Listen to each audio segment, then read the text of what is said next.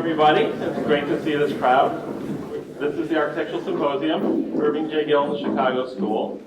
And this is part of the greater Gill collaborative that's going on all around Southern California, which I hope you all know about. There's 13 organizations putting on numerous events like this one all across Southern California. So we're really pleased with the turnout. I understand all the exhibitions are going really well. If you haven't been yet, please avail yourself to them. Some really good information about Gill out there. And these are all the collaborators for the collaboration.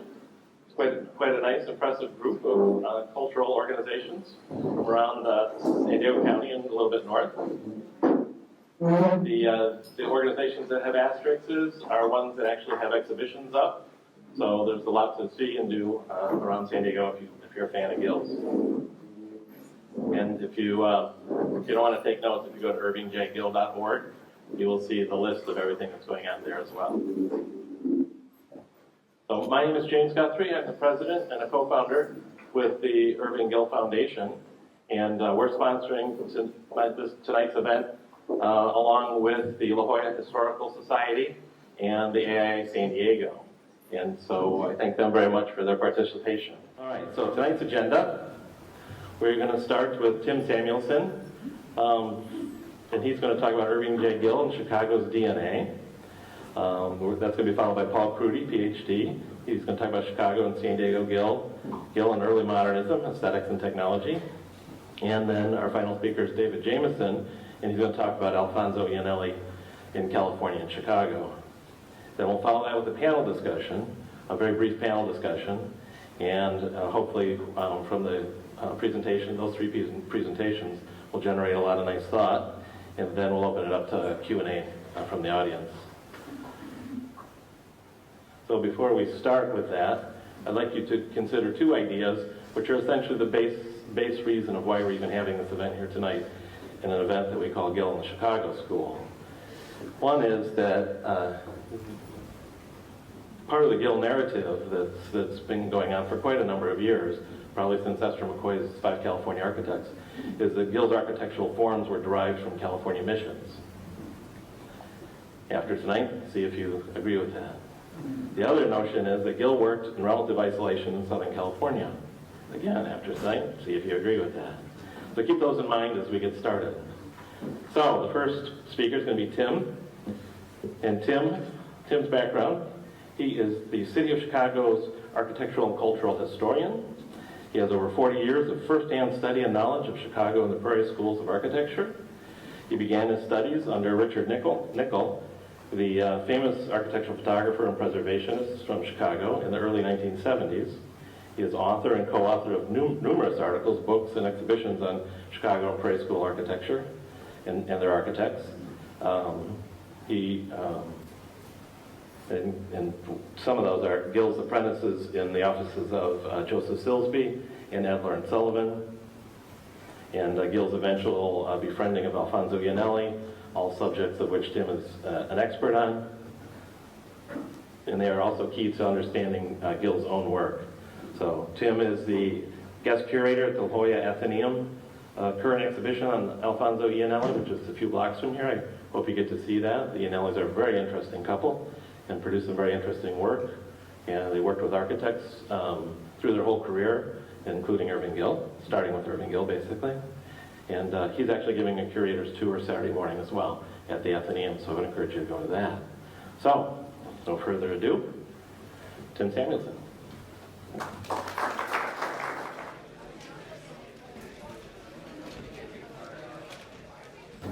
All right, so let me get the clicker here. Now, you have probably seen something that they have and offer in the magazines. You can take a cotton swab and you can put it on your tongue and you can send it in and it'll say where your great ancestors came from. Well, that's what I'm going to do here with Irving J. Gill.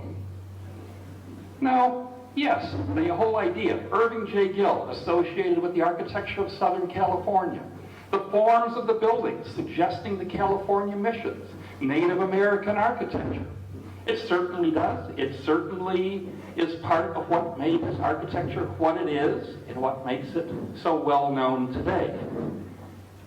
But there's always a big but to something. That there is actually, if you took that swab of Irving J. Gill and you sent it into the architectural historian's lab, you might find some, just like you might find in your swab and say, oh, my ancestors came from Africa. I didn't know that. That some of the ancestry of the ideas of Irving J. Gill came from my hometown, the city of Chicago. So let's take a look. Now, I'm going to give you a little background on the old hometown here. If you were there in the 1830s, there was nothing there. I mean, basically, it was a swamp, a glorified swamp. It didn't even have much of a native character to it. It was just flat land. There wasn't a strong Native American presence in terms of influencing what was there. But it was the perfectly located swamp in the middle of a country that was starting to grow west. Everything by the waterways is going to start to filter through the area of the city of Chicago because it was located strategically on the Great Lakes in an inland waterway known as the Chicago River, which the Native Americans knew could get you to the Mississippi, and then you could get anything or anyone anywhere. So it went from that little thing in the 1830s, the 1850s, it looked like this. People are moving their businesses here. It's a major metropolitan area. It's getting larger and larger. And, oh, we had that little incident in 1871. You might have heard about that, Mrs. O'Leary and the cow and whatnot. That burns the whole city down. But it didn't burn down the perfect location. So Chicago quickly rebuilt itself. And so it wasn't a problem because it destroyed the city, but you could still get goods in by the water. You could get them by rail. And then all the people who thought they missed out on a good thing by getting into Chicago in the 1830s to make some money, they came in even more. So they rebuilt the whole city almost overnight, and they built it like the same thing that was there before. Solid masonry buildings, 5 and 6 stories tall, no elevators to them, and really kind of archaic old architectural styles all cobbled together. But the city keeps growing. More people want to have offices and business here. That stuff's just not going to hold them. And Chicago had a really compact downtown that was hemmed in by waterways and rail. So what are you going to do? Money's got to be made. Money talks. And so what do you know? The real estate people go with the architects and the engineers. The only way to go is up. And that's why Chicago was one of the beginnings of the skyscraper, harnessing many different technologies, the metal frame, taking existing technologies and making them better, like making elevators from slow freight handlers to like high-speed vertical railroad cars that can whisk you up to the top. How to get water in even pressure up to the top floor of a, oh my gosh, a 10-story building, when it not blast the people out on the second floor by the water. These are all things that had to be figured out. Chicago had an interesting community, a large German community, many German-born engineers. The thing about Chicago is it had no real cultural identity of an old society to say how things were done. People came there to make some money. They came from all over.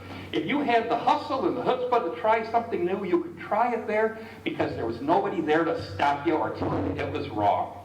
So you have this kind of improvisation and create the first skyscrapers, but also, what are these new behemoths going to look like? I mean, a 10-story building? I mean, you never have done one before. Some of the earliest skyscrapers, they made them look like a lot of little 5- and 6-story buildings, maybe piled on top of each other like a layer cake. They thought that maybe if you made it look like a lot of little buildings stacked on each other, nobody will notice it's tall, but they did. But you get this very interesting, rugged aesthetic of structural expressiveness, because now a metal frame is holding up the walls.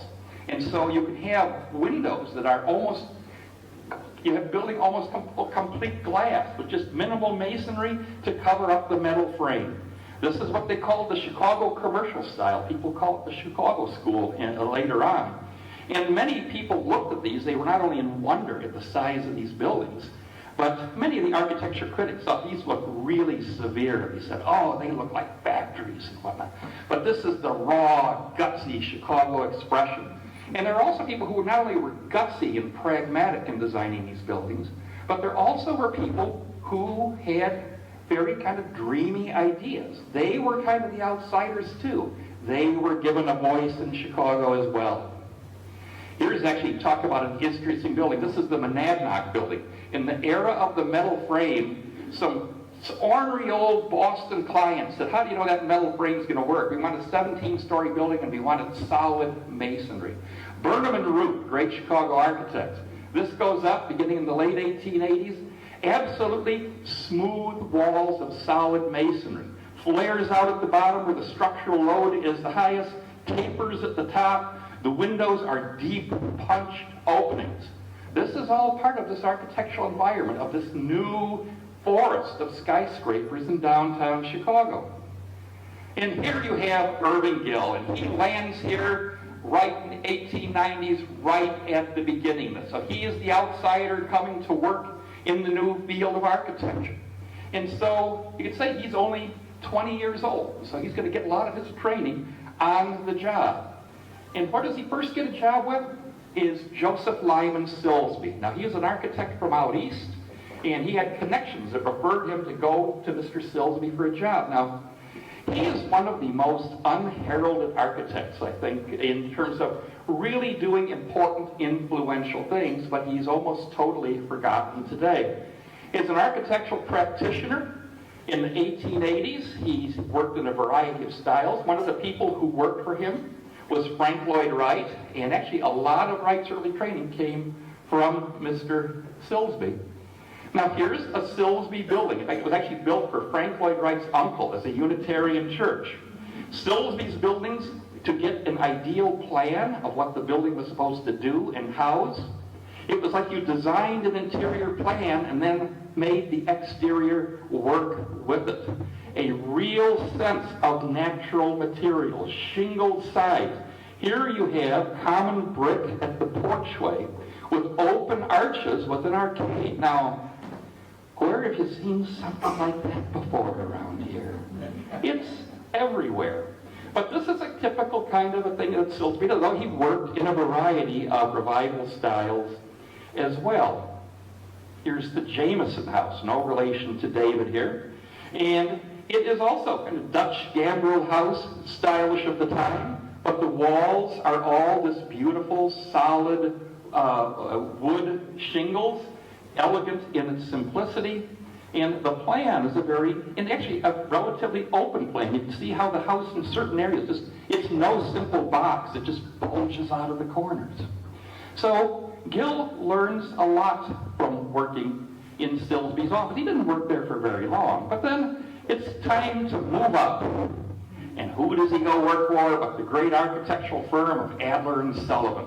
Denkmar Adler, master engineer, pioneering architect of Chicago, acoustical expert who designed perfect theaters. Louis H. Sullivan, he was also a gifted architect who could create almost any kind of building you could imagine. His architectural skills were great. People think of him as an ornamentalist and a decorator, but he had a complete sense of architecture, construction, and supervision. Together, they formed the firm of Adler and Sullivan in Chicago in 1880. Now, Mr. Gill does not show up there till 1890. But to give you a little background on Mr. Sullivan, here's the auditorium tower where they had their offices. 25 people working as draftsmen in that room up there at the top of the plan. Cordoned off at the side, the office is Mr. Wright. So after having worked for Silsbee, Frank Lloyd Wright goes to work for Adler and Sullivan, and Gill works in the drafting room. Now, where did Sullivan come from? Born in Boston, and in training, he had a kind of an amazing, here's him in his 20s, so this is what's kind of the counterpart to the young Irving Gill. So here he is in Chicago. He had an approach to architecture that is very unusual, and this gets into, I would say, neurology and things of the head. Because the thing about Louis Sullivan that we know about him, he had a photographic memory and instant recall. There's a lot of things to back this up. He was able to synthesize every kind of technical book, architectural type of building that he experienced. He was able to learn how buildings were put together, construction technique, put it together in his head. And then he had a process, it's almost like Louis Sullivan, the human Google, but a human Google with passion and heart. And so if he had an architectural problem, he could synthesize it in his head almost completely before he set a pencil to paper. He knew how buildings were built. He knew what was needed for the client. He knew what the budget was. And he knew exactly, he could do this from the very, it's a mental gift that not everybody has. There's another gift that he had. He could think in 3 dimensions. He could actually anticipate space as he's designing a building. And so he looked at where a building was sited, how the sun moves, and all aspects of the site, and he could move through space. Not all architects can do it. You can be a great architect and not have that gift, but this is what set him apart. Now, he believed philosophically, he was out of the transcendentalist thought about the relationship of human beings to nature. Human beings are a part of nature itself, a living being with the remarkable ability to think, to reason, and create. By doing this, you can extend the forces of nature and bring buildings and their component parts to vibrant life. Your own individual passion and expression would give it a life that would stir people's emotions and senses by just looking at it, just the way you'd look at a beautiful sunset or autumn leaves on a tree. Here's one of his early buildings, a kind of a fusion of nature and architecture. It was meant for a wholesale clothing firm. The windows were large. It's an iron structure in the middle of it to let light in, to do delicate tailor work. It roots to the ground like a tree. It blossoms and becomes more graceful at the top. It figuratively blooms against the sky. So it's a building that is like a tree, but a pure, functional machine, but also has a beauty that you look at it and go, oh, here's a house that he did, the same kind of thing. Now you can look at this house, and it's also rooted to the ground. You can see solidly at the stone. You can see how it branches into the finials at the top. But there's still characteristics about that house that it looks very much like other houses and styles of the 1880s. So it's not, but it has remarkable organic details. As ornaments, this beautiful organic forms juxtaposed with geometry to symbolize the fact that this is a human being giving life to inanimate materials of a building. But as he evolved, he starts to simplify. Here's a house from 1880. That previous one was 1882. And here, you don't see as much of the ornament. It still has a distinctive base to it, but he's absolutely flattening out the front and creating this almost prismatic front that's almost like a work of origami. Huge plate glass windows. The window sash was painted a dark color to emphasize the size of the windows. Now again, you look at this, it's 1880, it's early Sullivan. Gill wasn't in the office for a number of years yet, but it has some characteristics that I think you can relate to what you see in some of Gill's work. Now, after doing a career, of course, Adler and Sullivan were doing mostly loft building and residences, or large residences. Partner Dankmar Adler was a master at designing theaters, acoustically perfect. You could see from the farthest seat. And when it came time for Chicago to build an opera house, the Chicago Auditorium building, who gets the job at Adler and Sullivan? They'd never done a building this large before. And so now they have to create this building that's almost a third of a block in size, and it's 17 stories. It's a combination of theater, office building, and hotel. How do you treat it? Well, Sullivan was one of Sullivan's early attempts at designing that building. And you can see little corner towers in here. He's clearly trying to figure it out. But there's a revolution happening in the idea of architecture, a house cleaning of the mind and the thought of the design. And that comes in the form of Henry Hobson Richardson, the great East Coast architect who, out of the Boston area, created buildings that were strong, expressive, without ornamentation. This is a solid masonry building built as a warehouse for the Marshall Field department store. And it's completed in 1887. Even while it was under construction, people looked at it for the raw, strong power of it, the strength of the masonry, and the emphasis on the wall, and then the windows as simple voids. People were talking about it. It transformed. Even some of Richardson shows up in that early design. So here you have the Marshall Field warehouse at the top. Here's Adler and Sullivan's preliminary design for the auditorium building. But after thinking about it a while, the auditorium looks like this. Well, it owes a lot to the Marshall Field Warehouse for sure. And with the rugged base and the arches in a very similar grammar. It took a long time to build this building. In fact, they were in such a hurry to build it. They were literally designing the interior while the walls were going up. They couldn't make the drawings fast enough. Now, Sullivan had this amazing mind of passion, total recall, thinking in 3 dimensions.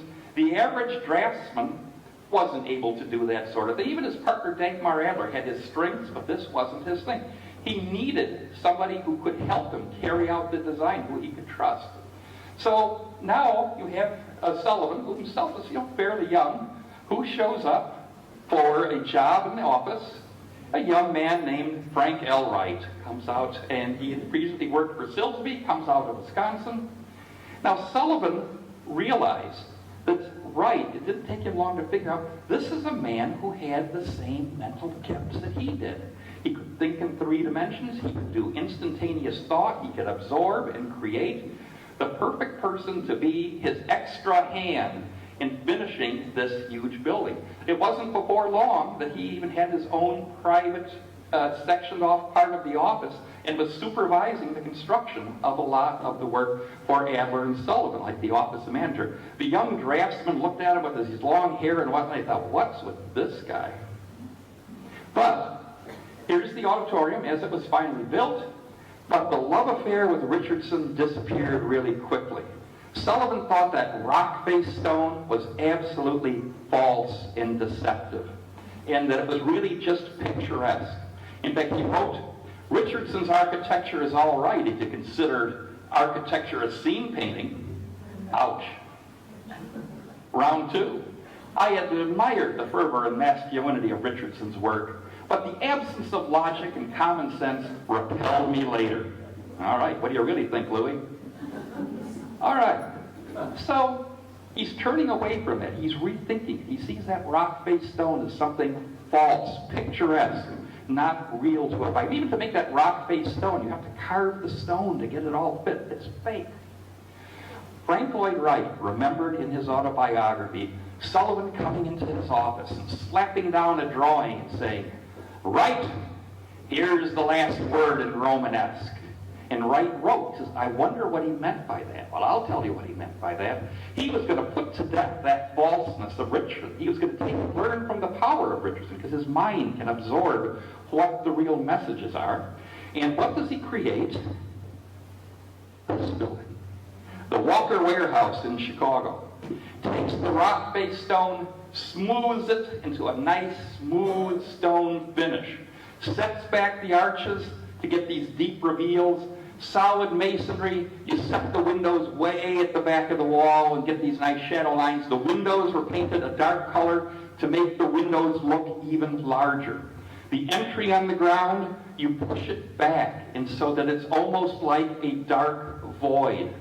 Something that I think you've seen before. Now, this also was just nearing completion around the time that Gill shows up in the office.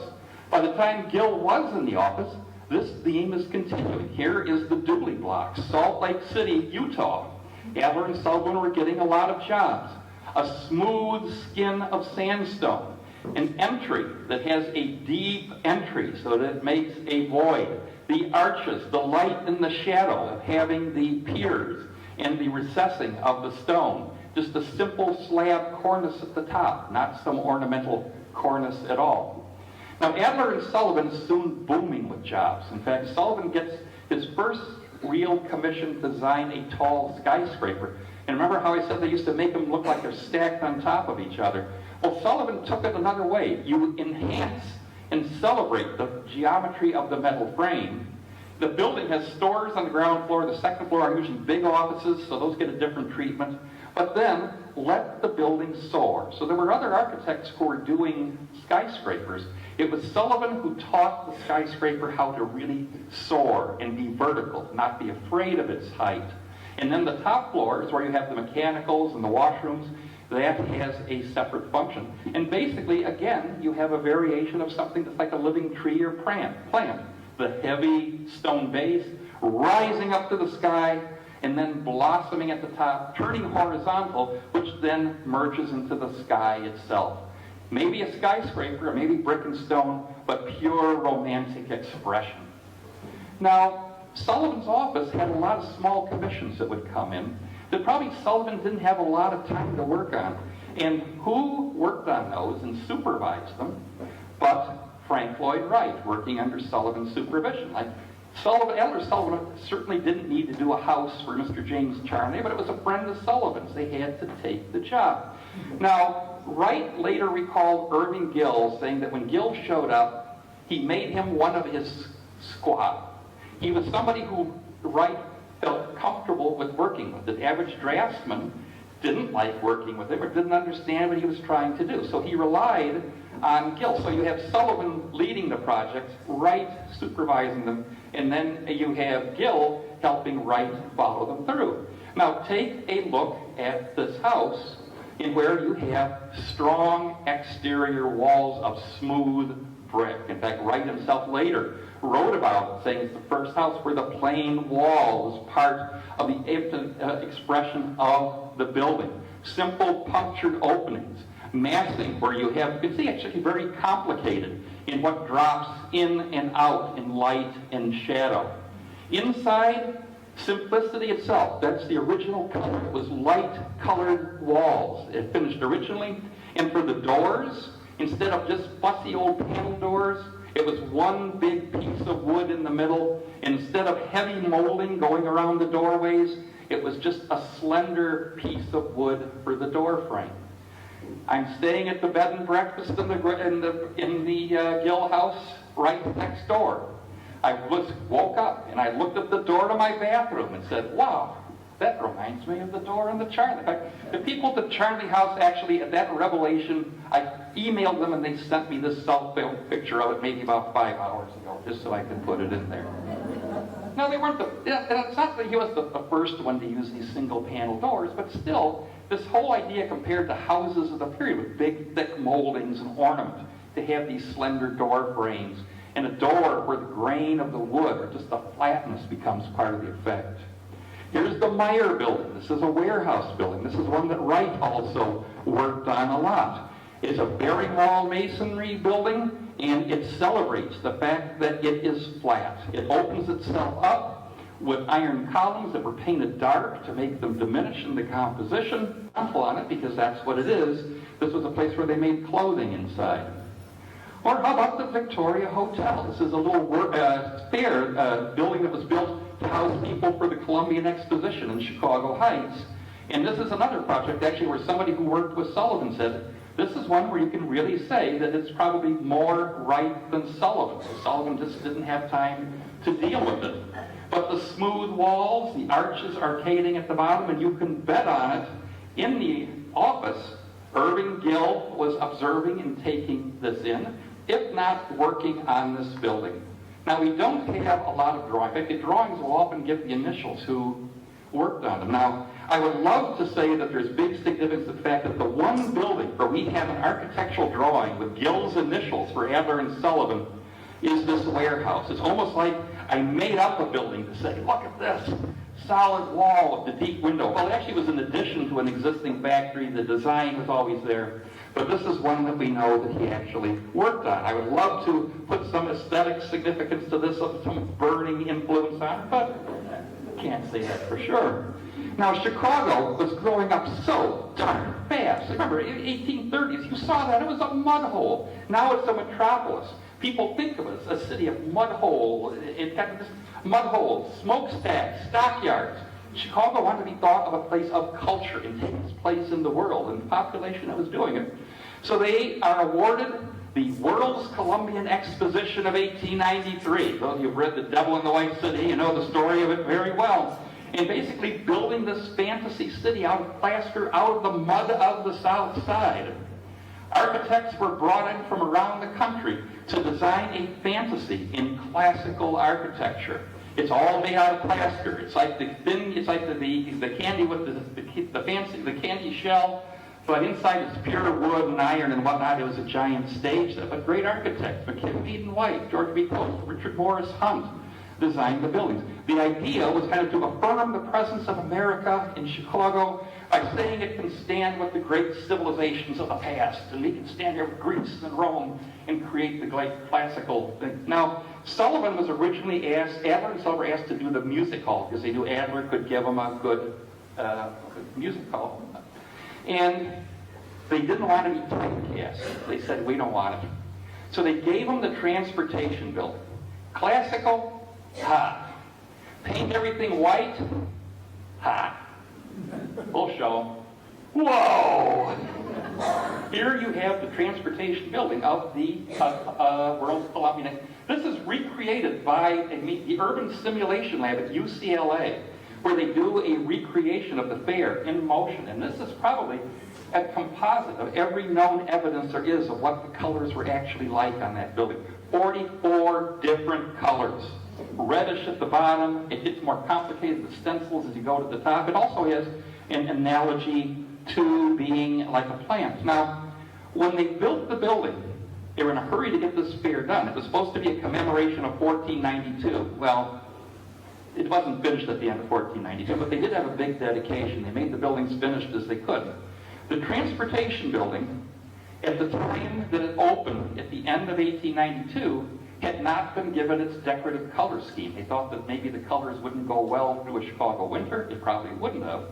So the building was painted white like the rest. So you may look at this with all of its amazing detail, but let's take a look at what it looked like in 1893. Now, this is what the building would have looked at like around the time that Irving Gill would have been working in the office. And he might have even left before the paint job was actually finished. But and the other thing about the building, you can see the golden door painted in white. In the original concept of the building, the golden door wasn't there. That was an addition suggested by Daniel Burnham to line up with the Robic. The building was supposed to look like it does on the top. So you think about that, and you look at some of the buildings, not that far away from here. In fact, you're sitting in some. It makes you, can we say it is a direct thing? No, but I think this is all part of what goes into his being. And then, of course, another thing that never gets talked about is the building that was representing California at the World's Fair. And Gill leaves to California just before the fair starts. Arthur Page Brown, in combining Spanish mission and actually one of the leading practitioners already of this kind of work in California. Now, it is now the spring of 1893. The office of Adler and Sullivan. You often hear the stories of office conflicts and politics and whatnot, so a drama is going to unfold up there at the top of the auditorium tower. Now, Gill, Wright seemed to have great respect for him, relied upon him, but Wright later remembered getting off the elevator as Gill was getting on, and he noticed that Gill was starting to affect his distinctive way of looking. The long hair, the flowing tie. And somehow this just didn't sit with Wright. And he even noticed as somebody that he knew and worked with, he said, "For God's sake, Gill, get yourself a haircut." According to Frank Lloyd Wright, he threw out his pencil and he quit the office right then and there. Now I wonder about this story, because Wright wasn't always truthful about it. But if Gill does leave it, and he had health issues. There's a story about how he worked so hard, probably trying to get the fair done. His health was breaking. What do? You go to California. And so he leaves, probably going. And then the other thing, though, is Wright actually leaves around the same. He gets fired. And Sullivan accuses him of doing jobs on the side, even though he had a contract to work exclusively with Sullivan. Now, Sullivan probably could care less about it. In fact, I heard there was somebody who worked in the Sullivan office who said that the real truth of the matter was that Sullivan knew about the clandestine projects all along. But what happens, it's just like when you have a child, and the child's a baby, and they grow up, and they look up to their parents, and then they get to be teenagers and have ideas of their own they want to assert. So Wright starts to throw his weight and challenge Sullivan. And this person said that Sullivan knew about those houses. He didn't care. But it was just getting to the point where he couldn't stand having them around anymore. And so out he goes. So now these two bright young men of Adler and Sullivan are out on their own. Irving J. Gill heads to California. Frank Lloyd Wright starts his own architectural practice in downtown Chicago. Now Gill comes in. Here's something from 1897. You can see he is looking at the architecture of California. He's deriving from the missions. He is looking from aspects of native architecture, Mexican architecture. But if you take this was a bathhouse that was torn down years ago in San Diego.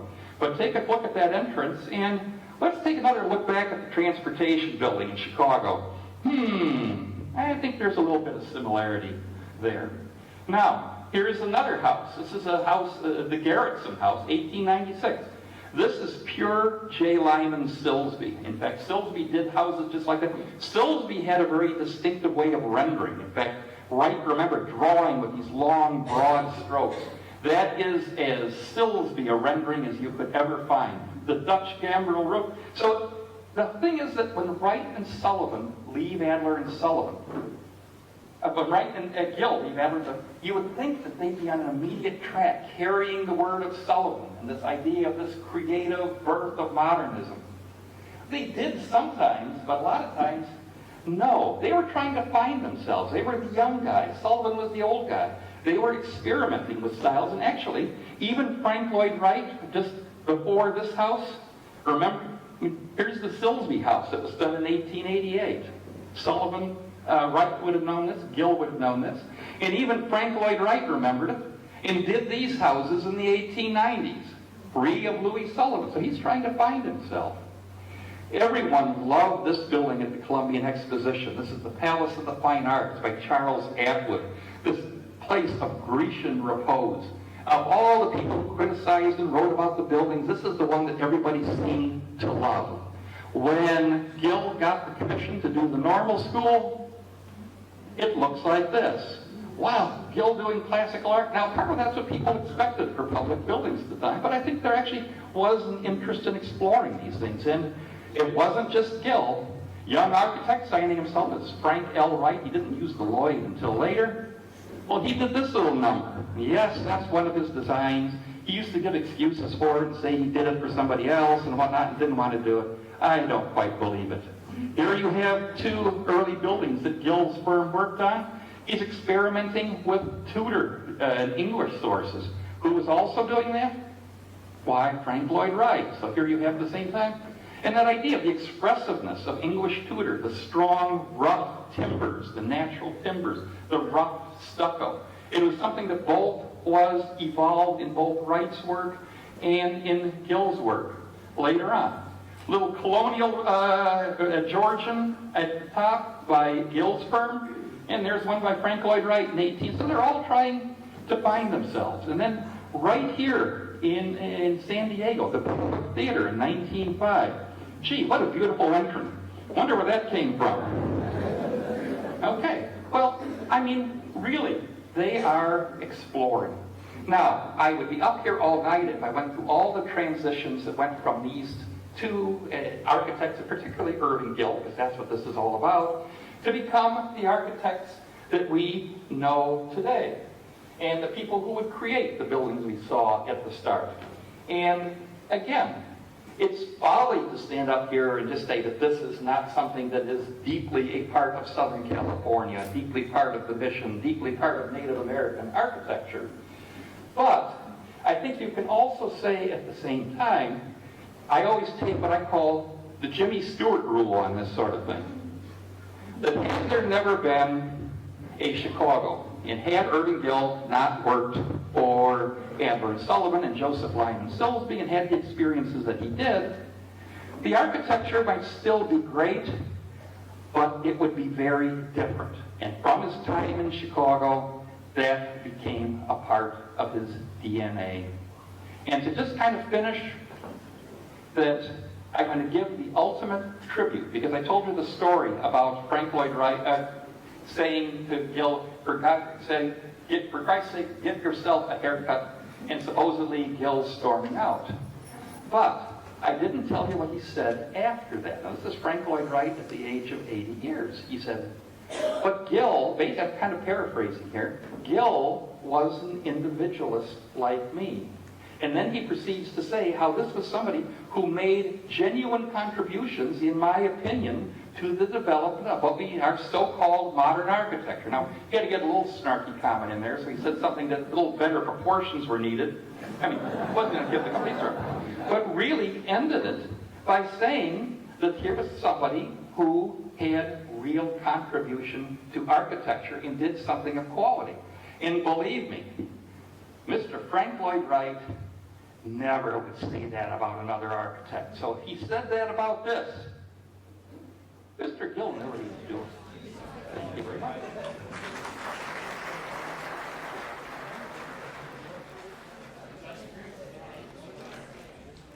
Our next speaker is Kruty, Dr. Paul Kruty. Paul is a professor emeritus of architectural history at the University of Illinois, Urbana-Champaign, a really great school. Graduated some really nice architects. And founding member of the Griffin Society, the Walter Burley Griffin Society of America. Paul is a noted scholar on many architectural subjects. His extensive knowledge of the work of the Chicago and the Prairie schools, architects and their architecture, and especially the work of Walter Burley Griffin and Marion Mahoney Griffin. Did I get it right? I always pronounce that one wrong.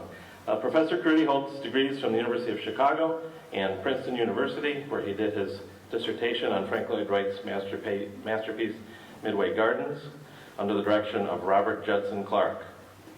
His books include Frank Lloyd Wright and Midway Gardens, and Walter Burley Griffin in America.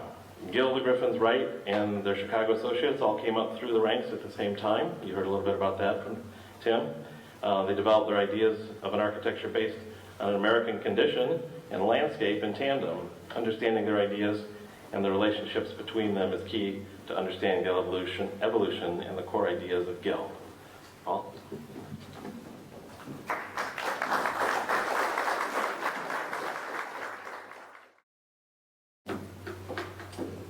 Well, thank you, James, and what a pleasure to be here. And as you'll see in a moment, I'm going to try to enlarge and bring a little more forward what Tim was just talking about. And some of it will involve a little bit of duplication, but maybe that'll even make the point a little more than you're just hearing at once. So, my talk, as you see, Chicago to San Diego, Gill and Early Modernism, Aesthetics and Technology. So, talking about San Diego and Chicago might cause a few heads to turn, unless one is cataloging wealthy snowbirds with mansions on Coronado. But in fact, as we have just heard, this is a topic worth investigating. While the give and take of the second decade, with Lloyd Wright, Barry Byrne, and Margret and Alfonso Iannelli, is ripe for investigation and will be covered by David Jameson after me. The question of why Irving Gill is Irving Gill requires looking at an earlier time, one examining Gill's exposure to America's great modernist theorist, Louis Sullivan. And this is not a new observation. Esther McCoy herself saw the importance of Sullivan in Gill's development in Five California Architects back in 1960. But the nature and implications of this connection have not been fully investigated. And I propose to continue the subject here on the heels of Tim's insightful and provocative discussion, comparing Gill's development with that of other followers of Sullivan, including Walter Burley Griffin, will, I hope, open our eyes to a greater understanding of Gill's achievement. Irving Gill's fame rests with the buildings designed in his mature style, appearing late in the first decade and continuing for another 24 years. These planar and plain concrete structures, sometimes erected with his tilt wall method, seem to embody many of the values of the later international style of modern architecture, and thus appear precocious in the extreme. Yet a building designed in 1914 is, by definition, a building from 1914. And we ought to be able to explain it in terms of its time, regardless of how far-reaching it might seem to us. So the question remains, can we account for Gill's stunning evolution in some way that takes into account his personal experiences as well as the cultural milieu in which he worked? And this is where his Chicago background comes into play. The link between Chicago and San Diego, between Gill and early modernism is, yes, once again, Louis Sullivan, the progenitor of the Prairie School. We think of the Prairie School as a Midwestern phenomenon by its very nature, but this is not in fact entirely correct. What is now called the Prairie School, and has been since the late 1960s when Alan Brooks was preparing his classic book on the subject, was originally called the Chicago School, a much better name, recording the geographic origin of the movement without giving it visual connotations. The best name, in fact, would be the Sullivan School, but I won't press the matter here. Whatever we call it, it is made up purely and simply of the followers of Louis Sullivan. Once an architect had decided or been inspired to try to follow Sullivan's ideas and ideals, it was less important where the architect practiced than what he or she produced. Obviously, the locus of successful followers of Sullivan remained in Chicago. And to call something a school in this sense suggests a group of like-minded individuals supporting each other to their mutual advantage, proximity being one of the ingredients. But such thinking obscures those figures like Gill, who correctly belong to the Chicago school philosophically rather than geographically. Let's take a quick look at Sullivan's role in this. Sullivan, like so many progressive 19th century architects and theorists, believed that architecture had come to a dead end in copying old systems of design for contemporary buildings. Systems that themselves has resulted, they argued, in a kind of cultural Darwinism as responses to climate, culture, and materials in the immediate environments in which the original societies flourished. Thus, Greek architectural style was the result of forces at work in ancient Greece, forms whose meanings were lost when transferred to another and distant culture. Solving the dilemma posed by the fact that the modern world did not yet have its own characteristic way of designing, but drew inspiration from most every other culture on earth, solving this dilemma should be the chief goal of contemporary architects. Not everyone believed this to be true. In fact, very few American architects were convinced of the validity of the argument. But the charismatic Sullivan inspired a whole panoply of followers whose main purpose was to create this new architecture, beginning with Frank Lloyd Wright, but soon encompassing a dedicated legion of like-minded architects. Sullivan himself was also a great architect, whose own work stood as a shining example of the possibility of finding a new American architecture. Sullivan achieved his goal in two parts, by reducing the problem posed by a commission to its simplest components, which could be expressed through forms of pure geometry: squares, circles, columns, arches, straight lines, and rectangular solids. As you see here, a building we're already familiar with, yes? This did not need ornament, and Sullivan sometimes designed buildings without ornament, buildings in which form alone produced the finished building. But, Sullivan further argued, this solution could then be enriched and elevated in aesthetic and cultural meaning by the addition of ornament. Ornament was never part of the problem in Sullivan's mind. Buildings had been ornamented throughout history, but historic ornament was as bad as historic form. Hence, if ornament was called for, a new ornament was needed, to be found, Sullivan thought, by turning directly to the forces of nature for inspiration. Sullivan believed that new materials and contemporary construction techniques would necessarily be employed by truly creative architects who were in sync with the spirit of their times. But he never felt that these materials and techniques themselves would produce a new architecture, nor that they were necessary for creating one. Thus, his Wainwright building was structurally an example of the very latest of American technical possibility: a steel-framed, fireproof, tall office block. But his Wainwright tomb was a load-bearing limestone building that, technically speaking, could have been built thousands of years ago. Yet both were examples of Sullivan's own mature style, modern American architecture, he would argue. I'm belaboring these points because we need to have them in mind in order to understand the two of Sullivan's many followers that I propose to compare and contrast in the remainder of my time. Irving Gill and Walter Griffin. Each began under Sullivan's inspiration, and each in some ways pushed architectural design far beyond Sullivan's own architecture. First, a bit about each of them. This is Coles to Newcastle to tell you about Gill, but anyways. Gill, 6 years Griffin's senior, drafted for Sullivan in the early 1890s, assisting on the transportation building being designed for the Columbian Exposition of 1893, while working alongside Frank Lloyd Wright, whose condescending accounts of Gill, and there are others other than what Tim quoted, only prove that he felt threatened by Gill's later achievements. In fact, later scholarship has often focused on what Gill's relationship with Wright was in Sullivan's office. But I would argue this is not the issue, compared with looking more carefully at Sullivan's influence on Gill. True, Gill was probably interested in Wright's Winslow House of 1894, but for the reason that it is so much a Sullivanian building, from the abstract symmetrical form right down to its botanic and geometric ornament. And yes, that's snow on the ground.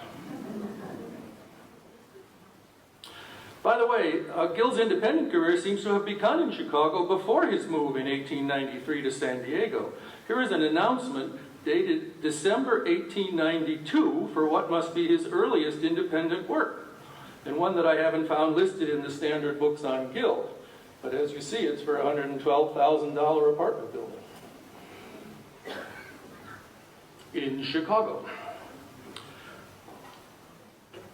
Without going into Gill's evolution after his arrival in San Diego, except here, where you see Gill's 1905 use of the golden doorway for a movie house, let's move directly to the mature buildings. Here is a familiar one. We tend to think of these forms as coming from Spanish missions, which of course is true to some degree, as we see in these two arcades, which, however, we should notice are segmental arches, not half circles, and have pronounced moldings where the arches spring. But how about this? Once again, the granddaddy of modern arcuated design, Richardson's Marshallfield wholesale store, only completed in 1887 and surely on Gill's Chicago radar. Most certainly a powerful latent memory. And all the more so because Richardson is the main source of Sullivan's own fascination with arches and arcades, which Sullivan uses in his most abstract sense by removing the picturesque surface of Richardson's buildings, as here in the warehouse we saw earlier, another building Gill would have known. So just remember that there are many possibilities and meanings in the use of an arcade. An interesting comparison can be made between Gill and another Sullivan follower not normally associated with the Prairie School, Henry Trost, partner in the firm of Trost and Trost. Trost came under the influence of Sullivan and probably worked for him in the 1890s, then headed out to the southwest, eventually headquartered in El Paso, but building conspicuously in Tucson. Here is an early Trost building, the Owls Club of 1898, obviously derived from Spanish mission architecture, as seen in the Baroque fascia above the roof, and also with those arches again. The ornament is Trost's version of Sullivan's ornament. Here is an attempt to localize Sullivan's charge for a new architecture in an unfamiliar location by an architect trying to find his way. 6 years later, as we see in this Tucson house of 1904, Trost had developed a new abstract style, no longer dependent on local historic form, but still with the Sullivan geometry of arcades and flat surfaces, and still with Sullivanian ornament. A personal modernism clearly answering Sullivan's call, a Chicago school building far away from the Midwest. Trost never stayed with his newly minted modernism in the manner of Sullivan, Wright, Gill, or Griffin, but it is revealing that Sullivan's message could lead to something new anywhere in the country. Another aspect of Trost's work, at least in these few examples, is that they are not dependent on technological innovation. That is, the innovations are stylistic, not material. Which brings us to the question of concrete, seemingly so intimately tied to Gill's achievement. Remember that for Sullivan, both the Wainwright building and the Wainwright tomb are valid expressions of modern architecture. If Trost's modern work seems to be the latter, Gill's concern as he matured were clearly the former, modern technology producing modern style. Here it is time to look at the career of Walter Burley Griffin, 6 years Gill's junior. Raised in Chicago's western suburbs, professionally trained at the University of Illinois, Griffin drafted for 2 years, sat for the Illinois licensing exam, and in 1901 joined Wright's Oak Park office as office manager and presumed junior partner. After 5 years producing some of Wright's most famous buildings, Griffin and Wright parted ways and Griffin opened his own office. Griffin's initial interest in working with Wright resulted from his encounter with the overpowering personality and ideas of Sullivan. In fact, Griffin on many occasions credited his lifelong pursuit of a relevant contemporary architecture entirely to the influence of Louis Sullivan, not Wright. Sullivan, through his lectures, his writings, and his architecture, was the one who set Griffin on the path to modernism, even as Wright showed him one such possible response. From the beginning, Griffin was intent on creating a new architecture, one based on rational program analysis, which Griffin felt would lead naturally to an architectural style. At first revealing visually his years with Wright, Griffin was soon veering off in very different directions. For one thing, his interest in new materials immediately distinguished him from Wright. For example, during his second year of independent practice, Griffin first used hollow clay tile as a building material. His Beauvais two-flat house of 1907, which you see here in a construction photo and as finished, was one of the first examples of this technique in the Midwest, and surely the first to use the technology in the service of a new architecture. Its sharp, undecorated surfaces and building blocks of form, made possible by the underlying materials, seem to predict a Dutch de style building as much as anything. Griffin continued to use hollow tile during the remainder of his American practice before his move to Australia in 1914. Here is a house in his major planning development, Rockcrest Rock Glen in Iowa, built in 1912 with a similar pair of construction and completion photos. The result as simplified and undecorated as a Gill building from that year. Griffin was equally precocious in his use of concrete as a building material, designing a house in 1910 that was constructed in 1911 completely out of reinforced concrete, a house that has been known ever since as solid rock. It was also one of the first flat-roofed houses in America, with access provided to a roof garden above the living spaces. Griffin used a very similar design to solid rock for a house built the next year of concrete block. Unlike the hollow tile houses, the block house was not to be finished with a concrete coat, but rather left with the blocks showing. As we see in solid rock, the reinforced concrete house, Griffin produced a concrete architectural ornament from the building itself. Squat columns with angled bases and capitals that are used as decorative signifiers. These forms at first appeared in his work in 1910 on an all-concrete fountain built in Iowa, as you see in this photograph. A remarkable work fully enriched with triangles and angled moldings.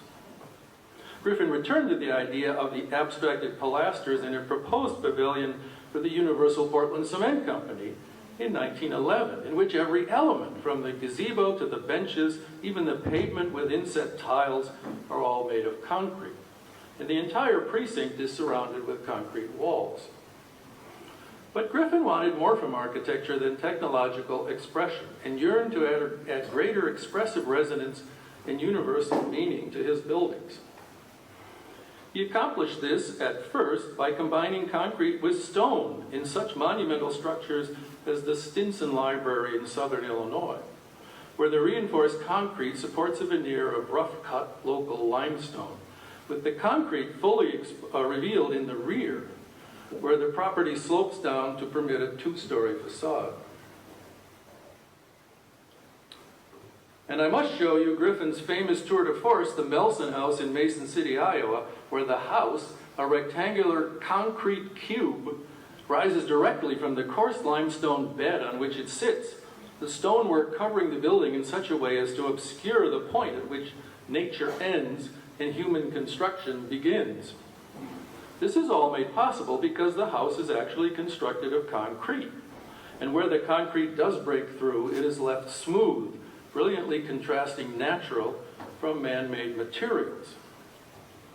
In 1915, while he was already in Australia, Griffin, like Trost before him, grappled with the question of an appropriate architecture for the Southwest when he designed the entire new campus for the University of New Mexico in Albuquerque. Here is a section through his whole ensemble and his proposal for the first building to be constructed, a science hall. His solution, abstracted, simplified, flat-roofed architecture made of concrete, adapted to the New Mexico cultural landscape, even responding to pre-Columbian traditions, yet consonant with his architectural forms. The point here is not to prove that Gill learned techniques about construction or copied particular designs from Griffin, but that Griffin presents us with an example of another Sullivan follower using modern materials to create a new architecture, ideas formed in each architect's mind under the influence of Sullivan long before their mature work actually appeared. And to enlarge our scope a bit, Griffin was not alone among Chicago's Prairie School architects in his interest in concrete. In 1907, Wright published a design in the Ladies' Home Journal for a flat-roofed house to be built of concrete. As the text explains, the new material was to make the low price possible. In Wright's words, changing industrial conditions have brought reinforced concrete construction within the reach of the average homemaker. A sentiment that was to be shared by Gill shortly after. While revealing Wright's interest in the subject, it must be said that although he used the fireproof house, as this has come to be called, the scheme many times for clients in need of a quick design, none of these constructed examples were built of concrete. In fact, Wright never built a concrete house until the 1920s. He apparently proposed making a prairie house out of concrete block, as we see in this undated perspective of an early house, here redrawn some years later by someone in the office. But this remained only an intriguing idea. In 1908, Wright's assistant Marion Money, later Mrs. Walter Burley Griffin, independently entered a competition for a concrete house with this design for a flat-roofed, three-story building. Its enormous cantilevered overhangs on the second level, shading a decorative frieze of art tile. Modern materials and modern style, producing something new. In 1911, Griffin's chief draftsman, Harry Robinson, won a similar competition for a concrete house with this one-story design, similarly flat-roofed and starkly plain and geometric, except for a few delicate ornamental details. So concrete houses, or at least proposals for them, were popular among Chicago's Prairie School architects in the years before World War I. To look at similar work among California's progressive architects before Gill is to come up fairly short. Among the earliest examples were Bernard Maybeck's Lawson House of 1907, built as a one-off for a Berkeley client, a geology professor who was worried about a repeat of the 1906 earthquake and asked for a concrete building. Maybeck obliged with a house set as a rectangle in plan with walls of simple, not to say severe form. He then decorated the surfaces with inlaid mosaic and sgraffito and painted the interiors with primary colors, suggesting a Pompeian villa that had somehow survived a natural catastrophe. Magical, arty, intriguing, yes, but not the blueprint for a new concrete architecture. Gill's work in this context is revealing. His first major houses to use substantial amounts of concrete were designed in 1907, the year that Griffin began using hollow tile. These included the Laughlin and Allen houses, the Hispanic touches of the one replaced with the arts and crafts pergola of the other. In 1911, as concrete was being poured at Griffin's solid rock, Gill's use of the material at the Timken and Miltimore houses had matured to produce an identifiable architectural style that could be developed over the next few years, and would eventually produce such masterpieces as the Banning and Dodge houses. Gill had found his modern architecture, his prairie school style, as it were. In 1916, Gill explained what he had accomplished in the famous article in the Craftsman. Here he most clearly noted his belief in the power of abstraction in architectural design, explaining almost in the phrases of a Platonic philosopher that he now works only with primordial shapes, which he calls the units of architectural language. Quote, "The straight line borrowed from the horizon is a symbol of greatness, grandeur, and nobility. The arch pattern from the dome of the sky represents exaltation, reverence, aspiration. The circle is the sign of completeness, motion, and progression, and the square is the symbol of power, justice, honesty, and firmness." This had been done before. First of all, the grand old man of the arts and crafts movement, William Morris, had always argued that simplicity itself was the cardinal virtue in good design.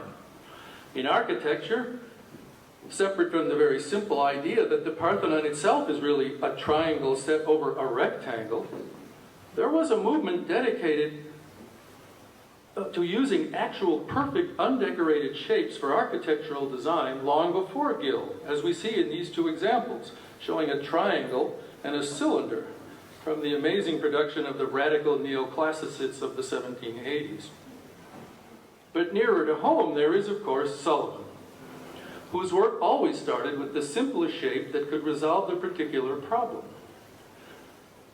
But also Griffin, who created this house in 1907, made of two interlocking squares, which has come down to us naturally as the interlocking squares house. When Griffin added it to the program of his Mason City development in 1912, as you see in the lower right, he presented it with a flat slab roof and two roof gardens above the two interlocking squares. I will barely touch on the question of how Gill stayed abreast of Chicago developments, for the simple reason that I believe architects always know so much more than we scholars somehow think they do. But here are a few examples. In addition to direct connections, mostly unrecorded for posterity, Gill kept current through the many publications available to him. If he needed a new infusion of Sullivan's thinking, he could have consulted the Craftsman in 1906, where Sullivan published a three-part series entitled "What is Architecture?" that reiterated many of his basic ideas, including the very first sentence right in the middle there, which reads, "The intellectual trend of the hour is toward simplification." In 1908, not only had Talmadge's article on the Chicago School appeared in Architectural Review, as we saw earlier, but Wright saw an enormous selection of his work published in Architectural Record in an article entitled "In the Cause of Architecture," which after this front page included some 50 drawings and photographs of Wright buildings. In Griffin's case, following his winning of the international competition for the new Australian capital city, Canberra, his work appeared in numerous places, including 2 complete issues of Western Architect, the major mouthpiece of the Prairie School at that time, in August 1912 and August 1913. In fact, in the press, Gill was continuously crossing paths with his Midwest colleagues. In April 1913, in Western Architect, a substantial article on Gill appeared, setting out Gill's fixed principle of the line, the square, and the cube, as the caption of the first illustration reads. The last page of the article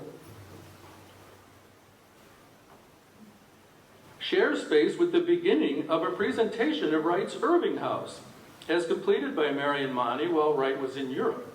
No way did Gill miss this. Nor, by the same token, did Griffin miss Gill's article. And 4 months later, Gill would have opened his copy of Western Architect to find the whole issue devoted to Griffin's work, including a plate with a photograph and rendering of solid rock. I've tried to keep my discussion limited to finding contextual precedents for Gill's mature style, drawing from ideas and examples being generated from the circle of Louis Sullivan. Looked at out of this context, Gill works appear to have landed from another planet, or to be somehow without precedent, causing some historians to make rather misleading claims. But confusion of this sort actually appeared almost immediately. Gill's design origins first became utterly confusing to contemporaries when European modern art did indeed land in New York City from afar in 1913 at the famous Armory Show, which traveled to Chicago in April. Thus, the Banning House was soon labeled a Cubist building. In the same way, Wright's Midway Gardens was labeled Cubist, and Iannelli's sculpture Inside and Out was dubbed Cubist, none of which is true. First of all, there are no historical links between the two. But secondly, let's not forget that Cubism is not and cannot be an architectural movement. And the Banning House is unrelated to actual Cubist painting. But the contemporary linking is very revealing in light of contemporary American discourse that it was called this. Because European modern art in 1913, 14, and 15 was one of the most talked about subjects in American popular culture. Here is the title page of one of the great examples of this discourse. Chicago lawyer and art collector Arthur Jerome Eddy's explanation of the subject, published in 1914 in Chicago as Cubists and Post-Impressionism, by which time Eddy owned most of the Cubist paintings from the Armory Show and had them hanging in his Chicago mansion on Sheridan Road. No, Irving Gill's simplified, undecorated forms, prescient as they seem to be, are, like Walter Burley Griffin's work, an American architect's hard-won successes after many years of attempts to create a new architecture for America. And Gill's primary inspiration came from another precocious American architect working in Chicago 20 years earlier, who served as an inspiring force to a whole generation of designers now numbered among this country's leading contributors to modern architecture. Thank you.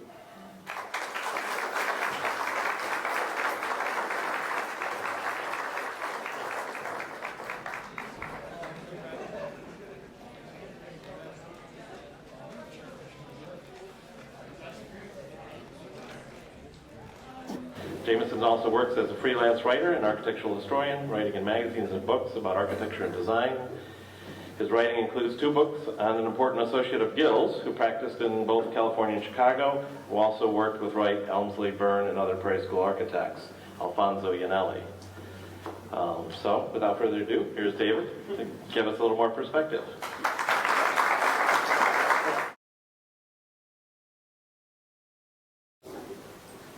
All right, what happened? This guy, named Alfonso Iannelli, I don't know if you've heard of him before, but he was a sculptor, a prodigy, child prodigy. And this is him in his New York studio on 5th Avenue. He opened it in 18. And he's working on the clay bust of what I think is Julia Percy's first wife. And you'll see, he married her, I think, because she was Bosnian. So that spring, he won the St. Gaudens Prize, and I still wait for that piece. He moved briefly to Cincinnati for about a year, a little less than a year, and then he moved to Los Angeles. And he started looking at the city and seeing what there was. Then the drawing on the James. So I think it's kind of his fantasy of what a modernist studio building should be in Los Angeles. He met in the fall of 1912 Barry Byrne and John Lloyd Wright, maybe phased, and Lloyd Wright. Lloyd was Frank Lloyd Wright Jr. They were all living together in Los Angeles. And John Lloyd Wright started working for Harris and Albright, and he wanted to build a hotel here in San Diego. And he was going to call it the Working Man's Hotel. Is that the Hotel of the Golden West? Have you seen that before? Yeah, you know. It sounds pretty bad, so don't say it. But anyway, these are the first sort of corner maquettes in plaster for the corner relief sculptures that he was hired to create. And you could see what they would have been. And so what he did was he probably went around and saw where money liked. And he sketched it in oil and wanted to kind of put that into his modernist interpretation of what a sculpture should be. But his price for that was $5,000 in 1912. And that was not going to work. So Samuelson was very upset with that. And he said, you know, I think you want to redo that and come back to me later with a lower price, which is what he did. So he then met a woman named Margret Spaulding in 1913. And that's Margret Spaulding in the forest in Los Angeles. She was a gifted artist who also did a lot of sculpting and illustration. She could do anything, really. And he was terribly impressed with her output about what she was able to do. So while he was married to Julia Percy, he had an affair with Margret Spaulding. And they weren't, in 1912, Margaret wasn't part of the studio at the time. But in 1912, he worked in Los Angeles at the Orpheum Theater and in poster designs. They were called show cards then. They weren't real posters like we know them. They were painted, you know, hand-painted works, advertising the vaudeville shows on the stage. So they were paired Renaissance revival vitrines that the posters would go into. And they were typically sort of nice, you know, modernist, but, you know, these were typical of his posters for the European theater. They were pleasant, but they were really shattering. So what Margret did, I think, was influenced Alfonso Iannelli to the point where her figuration came through in more cartoony anime look. You know, you've seen faces that are more anime these days. So that's, she broke away from the representational, and I think Alfonso was very impressed with this. So Alfonso and Margret probably collaborated on this piece. The fountain part in the bottom, you can see where the water would run down the face of the fountain. And the two side wells would be sort of plantings and so forth. But the top figure was called Fountain Girl. And those were really, I think, what influenced Frank Lloyd Wright to ask for Iannelli to come to Chicago to do they weren't called sprites at the time, they were spindles, artistic spindles for the midway area of the city he was working on. So that's what he did. This is Alfonso about that time in California when he was painting al fresco. And that's him and Margret Spaulding. So they were spending a lot of time together, and I read all the love letters he wrote from Chicago. So basically, she was, you know, his new paramour at that time. And he was married to Julia Percy. So she got very upset and divorced him. And so Alfonso, in February of 1914, came to Chicago to work on the Midway Gardens for Frank Lloyd Wright. You might know the sprite. That is his most famous figuration. He was conventionalizing the flash. He was turning the figuration into an architectural format for Wright. So Wright really had a lot of influence on Alfonso's look. So that's what he did for that building. That's the Hodges Grove and the 60th Street corner for Midway Gardens. You can see how constructive it was. It was really a landmark building. It's torn down now. And that's the interior of the summer garden, but you can see the spindles on the wall on the foreground, and those were sort of right influenced Iannelli geisha-like figures that were going to be a part of the building. So, but these are the indoor winter garden figures. These are the actual sprites. Originally, they were called sprites. These were not called sprites. They are now, but they weren't then. They were just spindles. These are the sprites of the winter garden inside. They were life-sized figures, very geometric, you can see. But they started out like this. They were more Rodin inspired. They were not, architectonic like this. They were more figurative in representation. But he got an idea about this figure from, say, the one on the right, the ribbons coming down the sides, the bottoms of the lamps. And then he turned them into, well, that was part of Midway Gardens as well. That was the cube sculpture. There were two of these. One was at the entrance on Midway Garden, Cottage Garden on 16th Street, and one was by the cigar stand. But this is when they were repositioned in the dance hall that Midway Garden was turned into, because it stopped being a Midway Garden's beer garden when Prohibition came through town. And so it stopped being that and became a dance hall instead. And they laid new floor and moved the cube sprites. So this is winged, it's called Winged Gardens.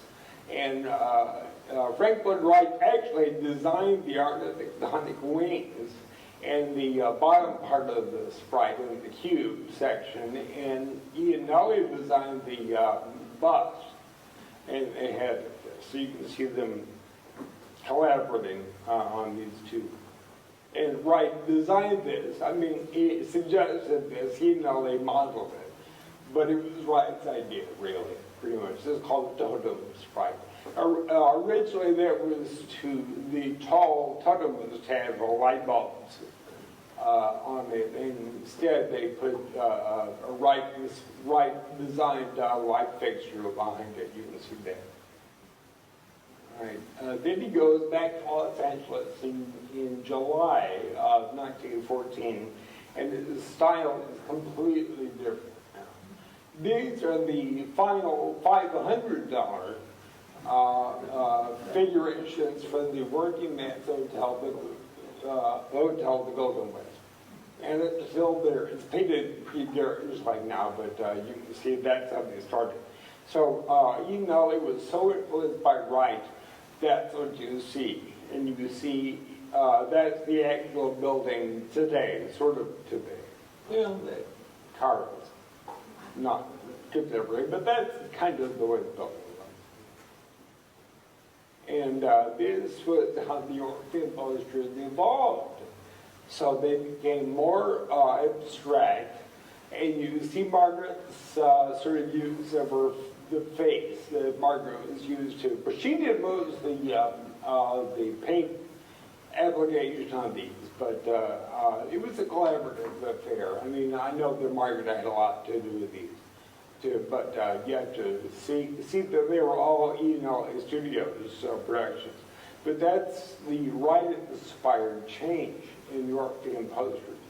And that's most sort of begin as a secessionist poster that Iannelli's designed for Burt Leslie. He was sort of a vaudevillian who would had kind of a slang act. They were pretty lame. You would like today. Maybe it would. It Sullivan had a few late vaudeville performers. I don't know if you have. And that was, to my mind, the best of the posters. This big 84. And this is the only dated poster, too. It's 1915. So that would be at the very end of the period.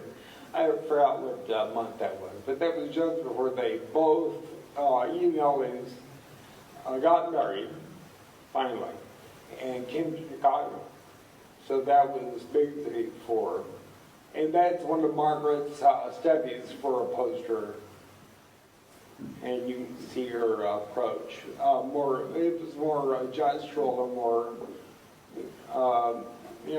more Pierrot, comedian architect. And that's Margaret's. But you can see both Margret and Frank Lloyd Wright influence in this one. But Paul, I don't know what Paul is, but these are the tilted rectangles that were called dancing glass on mid-big albums. And the posters are meant to be linked 2 to 2 down the lobby. And you can see how they're linked. So one was bleeding into the other at those times. Right. And Margaret probably took the lead in this advertisement for Earl Anthony in Los Angeles. It's a Chalmers car. But you can see how modernist the advertisement is. And this is a cigar box insert inside that they designed. And you can see the Midway government's influence to the Frank Lloyd Wright influence in their illustration. And that we think Margaret designed that in 1914 after working with, knowing Irving Gill. You can see the dome in the Irving Gill building. And he worked for Irving Gill, and this sculpture was probably not done in Chicago because Iannelli had no time to do another sculpture like this. But he probably did this briefly for Irving Gill, I think. And that might have been for sort of the smooth wall that he was designing for a house in Los Angeles. I think it was the Hillside House, and you know Irving Gill's property. And so there, that's interesting. This is the first time I've seen. We lost this photograph before. We didn't know it was going to be. I didn't say that. But that is an Iannelli collaboration with Irving Gill for the Mission Beach sort of project. It was never built here. It was Mission Beach down the, you know where it is. It's part of Florida. And that was, it also shows Frank Lloyd Wright's influence in this. You see Iannelli and Irving Gill using the mid-big governance aspects for Mission Beach. Too bad they never got built. And that was Alfonso's sketch in oil or tempera for Mission Beach. So you can see the absolute, almost parallel from the Greek arts. And that was going to be addressing the water levels at the middle of town. And that was the fire garden for that building, that bandstand. And you can see the sort of Frank Lloyd Wright being a secession look with the two, with the sort of confetti, square confetti. Now, the square was utilized by the Viennese, but it's a very old decorative arts method. It comes from the cubic mosaics of Rome, ancient Rome and Greece. So it's very old. But the Viennese and the Prairie movement in obviously California used that for modernism. So you can see the parallel. Now, both Iannellis moved back to Chicago because Chicago, we forget how important Chicago was to modernism. Now it's just it's Chicago. But then it was still a grimy cauldron, but it was like Vienna. And it was definitely where the Iannellis wanted to move to. Too bad about the weather. The weather was not like San Diego. Now, this was taken the Indiana dunes, and the Iannelli's ideas was very burned. It was buried then. Now, he was Frank before he changed into Barry. But he wanted to avoid any comparison to Frank Lloyd Wright. But that means that is the Frankie house in where is it? In Fort Wayne, Indiana. And that was the time, oh, I actually wrote down too. I wrote 2 things down. I told you we're reading this. We're reading everything, which is important. So Iannelli's old Los Angeles buddies, John Lloyd Wright and Barry Byrne, had returned to the city after living for several years in California. Wright returned to work on the design of Tokyo's Imperial Hotel for his father, Byrne, to assume the practice started by Walt and Bernie Griffin, and his wife Marion Monty Griffin. And because Iannelli's work with Wright had redirected his career objectives, by June, he and his new wife, Margret, got married. What, Tim? February? 15th. Yeah, what was the month? February 13th, 1950. Okay. If I don't know it either.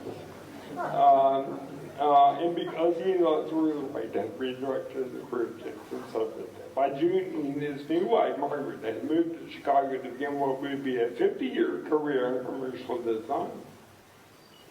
So they moved to Chicago, and that was one of the Byrne designs that were collaborated on by Byrne and Iannelli. And Iannelli did the interior, and Byrne did the exterior. And it was based on the foundations of Griffin's, Frankie House. The Griffins had moved to Australia to work on camera at that time. So it's got overtones the prairie, but look at the interior. That is strictly not prairie. That is white, red, and gold walls. It was not at all earth toned at all. It was lofty, double height living room. I did a few built tall rooms at that time. But it's certainly not prairie. It's very lofty and very, it's not at all prairie, which is low and horizontal, the difference. And then they worked on the J. Clark House in Fairfield, Indiana. Now, the color range was different from prairie completely. You can see that blue. This is actually, it's current, but it's actually quite accurate. Because there was a tightly royalist balcony over the front door in blue, royal blue. And the roof line was gable-ended with black and white. And it was more constructivist, European constructivist than it could ever be right here. Now you also see the brick, sheer brick walls and arched window, which is, I don't know, I think is Barry Byrne kind of emulating modernism through Gill. It's kind of astute, So, but in Chicago, in this is in Fairfield, Iowa, but in the Midwest, you're going to see in place of concrete and sheer stucco walls, you're going to see brick, because there was more clay around it than anything else. They didn't clay here. So that's one reason why it's quite different. But you do see that sheer brick wall. And the really landmark thing was the interior of that house. So this 1915, and the floor is black, painted black. The carpet is shaped red with a border of, you can see the border is blue and gold, I guess. And the chairs are sort of gray birch stain and royal blue upholstery. And see that sort of built the sofa in the back by the fireplace. They didn't go metal. That is shaped blue fabric. It's much more sourness than it would be right. So in the lack of moldings in the top, and especially the top, here you see the lack of molding. That's Irving Gill. They also was meant to have white walls to reflect the red carpeting and the blue chairs. So you see the difference in what they were doing between Wright and Gill. So they were completely avoiding any prairie look in the decor. Iannelli and Greenwood collaborated. Byrne, for instance, did more about the chairs, and Iannelli did more about the carpeting and the blue drapes. But, and they both figured out that the great stain on the birch paneling. But the white walls were meant to reflect the colors of the house, and that was not at all what Wright would have done. It's much more of a European constructivist. Think of what Garrett Wright built, or rebuilt, was doing in 1917. This is several years before that, in the middle of, the Midwest. Totally different. Let's see what we got. All right, in Chicago, the Canada apartments were done by collaboration by Byrne and Iannelli.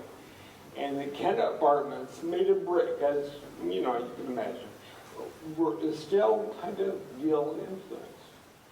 So you see the sheer brick walls and that sort of corner quains on the bump out in the front, that oriole in the front. It's sort of a bay of sunroom, I think. And that's where you see the sort of scissor-like brick. There's a term for that, I forgot. But instead of the decorative sort of coin, there would be, the brick was pulled out a bit on the corners. Now, these wooden surrounds were carved in the studio by Iannelli. This house, 1916. So this would be carved in a sort of a serrated look by Iannelli Studios, which at that time was on Modernism in Chicago, in the middle of the city. And that is Iannelli's concrete figurative sculpture in the front, which is more symbolic of, what happened in the middle of the house. The wife and holding the baby and the man holding the house, actually. So that's, and then they went on in 1916 to design together, collaborate on the St. Xavier School in Wilmette. And then they also did the Cedar Court together in Park Ridge, Illinois. Now, the mayor of the former mayor of Park Ridge was named Milne, and he commissioned this. And his father lived across the street from this plot of land, and he was from the old country, And he said, "I want to see a bit of Ireland across the street." Well, that's as close as they got. It's not Irish, but it's, they wouldn't have done a real Irish. More of a modified Cotswold, I guess. But it's sort of softened modernism. You're not going to see that Corbusier modernism or, at all in their work. You're going to see a more symbolic home in the hearth, kind of a, and it would fit in with Park Ridge. It wouldn't, the Corbusier model with their machine, but for living would not work at Park Ridge. So that's it. The walls are, though, hollow. They are, we certainly see Irving Gill influence with the arch, and Sullivan influenced the arch too. But the harling was the stucco, pebbly stucco facade on those houses. And that's kind of also, believe it or not, the Scottish modernism. And that is a house they did for CM Rich in Chicago, Iowa. It's kind of top-heavy, but the front part was on the old foundations of the Victorian house. So it probably had, had the kind of the original foundation.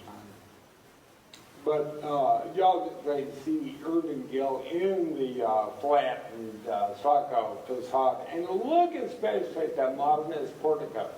that is not a typical kind of symbolic portico of classical Greek and Roman columns. That's a more 20th century portico. Now, I think that was 1919. It's a bit advanced here because you would know for sure, but because he did a book on Burn, but I think it's 1990. And this is church they both collaborated on in Racine, Wisconsin, called St. Patrick's Church in Racine. Now, Iannelli took the lead in designing the sort of pointed corners molding and the finials on the corner, but they both love that sort of flattened kind of approach to the side. It's not very at all. So it's 1924 on this church, but they did a few buildings together that add that sort of simplified look. And they got some good too. You know, that interior showing the sort of, I don't know if it's Gill so much, but it's definitely sort of ecclesiastically modern building. It has nothing to do with the liturgy at that time. Even though the altar is, the priest would turn his back on the concrete, on the parish. This is the sapling fountain, and this has been turned completely away from Frank Lloyd Wright that Iannelli and Margret did. So you've seen the fountain girl, you know, a dozen or so slides back. But this is what they're looking to. So it's a much more whiplash Romanesque look. Yeah, it's very look. And there is Iannelli behind St. Francis, one of the same things. Okay, I'll speed through this because James says we're done. So this is a memorial tomb. You can see I'm just going to let you drive on conclusion. This is 1925. Iannelli designed right for Memorial Tomb. You can see the Gill influence. That's Tomb to Louis Sullivan. It was in the Art Institute too, in this one-man show there. That one. And then that's for John Lloyd Wright. And this is now Paul knows I like the original Griffin chemistry building in the University of New Mexico. This one, but this is Burns' building, and he was probably told by the university to do it Pueblo style, so we did that. I like the Burns, but the interior is, I think, very Irving Gill, actually. It looked like the Scripps Institute, if you know that work. I think the reflection of the skylights for the students was the important take back. And this house, Iannelli and Bruce Scott designed in 1933. And this is a drawing that Margret Iannelli designed in the 30s. What's the year of it? 1935. 35 for a book that she was working on. So you see the Irving Gill approach to the architecture she did. And that's Barry Burns' Kansas City Church of 49. And we're done. Thank you.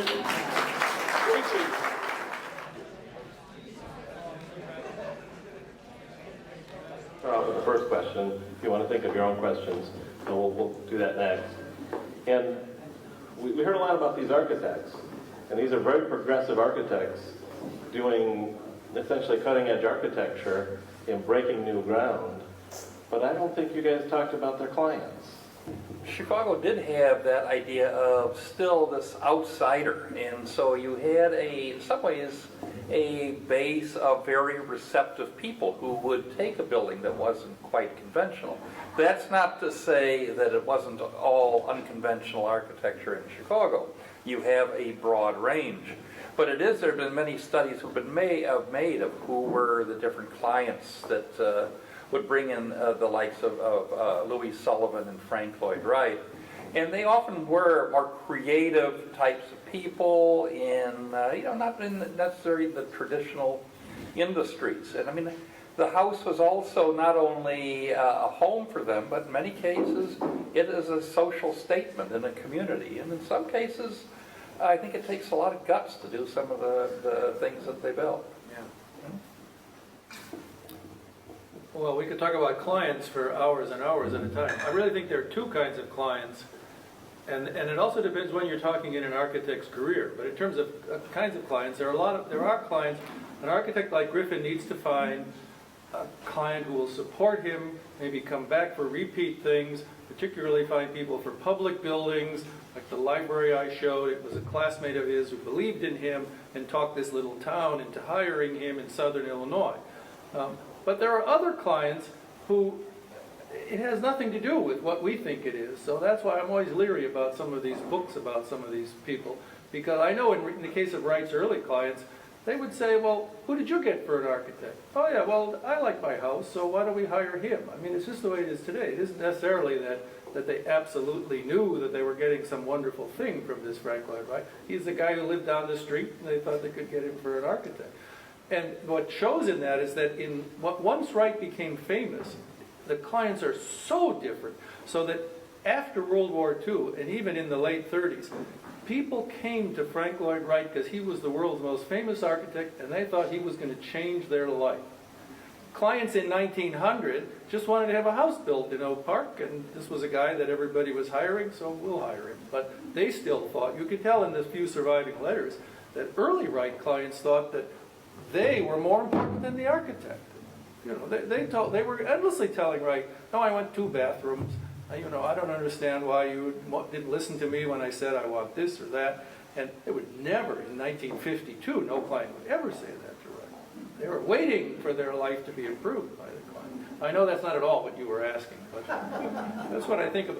Because there were some very famous books in which Wright's clients are analyzed. And so many of them, they make graphs and they figure out, you know, one was a banker, but he liked music and this sort of thing. And when you really get into this, there are as many examples where the people had no idea who Wright was when they hired him, as there are those who just were the perfect Wright client. So I think you have to be very careful in what you talk about. But it is obviously absolutely true that a house doesn't get built unless somebody decides they're going to pay for the house. So clients are absolutely crucial to architecture. There's just no doubt about that. And to find a really good client who will come back and support you is very important for any kind of modern architecture to move forward. But that's probably 10% of the clients, I would think. Well, Frank Lloyd Wright is an example in Oak Park when he was practicing between 1900 and 1909, 1910, before he headed off to Europe. His designs were very progressive and very much unlike other houses in Oak Park and around Chicago. And same thing, this is 1907, Irving Gill here. Most people in San Diego were buying Victorian or Queen Anne homes. This had to stand out. So there had to be something special in these people's heads, not just that their neighbor or their friend had hired. They had to know they were going to get something. Yes and no, Didn't you'd be look- surprised. Yeah? Well, also the fire road aspect was terribly important to people. Yes. We know that about Ellen Brown Yeah. Scripps. Yeah. Her first Queen Anne house Yeah. burned down, and she hired Gill to design a Yeah. concrete house. But I also think that has to do with the personality of the architect as well. I mean, we know for a fact that Wright could talk a client into building a house, even if they didn't want a house that was a modern house. And Griffin had the same kind of ability. He was very different from Wright, but he could go in a very calm, rational way, explain to you why his building was going to be cheaper than any other building, was going to be better than it. He gave you all of these reasons so that by the end you were ready to open your wallet to him, even if you didn't really want to have, I mean, nobody talked about a modern house. What's very interesting is another architect we didn't talk about, Robert Spencer, another of the great Prairie architects who was the first great supporter of Wright's work. And he wrote articles for popular journals, House Beautiful, Ladies' Home Journal, rather than for brick, well, he wrote for Brick Builder as well, but he was the Prairie School architect who tried to popularize the Prairie School. And all of his articles, they don't talk about you're having great modern architecture. He doesn't talk about aesthetics that way. He talks about very practical things. And yet the examples in his articles are Griffin buildings and Wright buildings and all, and he talks about them like they were simply the best way that you could build a modern house and get the most for your money. And this clearly convinced Midwesterners. up to World War I, when then the tide started to change. But it was, so I think it's a very complicated and very interesting subject. Questions from the audience? Over here. I'd like to follow on a comment that the first speaker made in terms of some of this terminology. Used the word very masculinity, ruggedness of the building. And in the early 1900s, the women's suffragette movement was becoming a force. Materials like plate glass and concrete were starting to be used.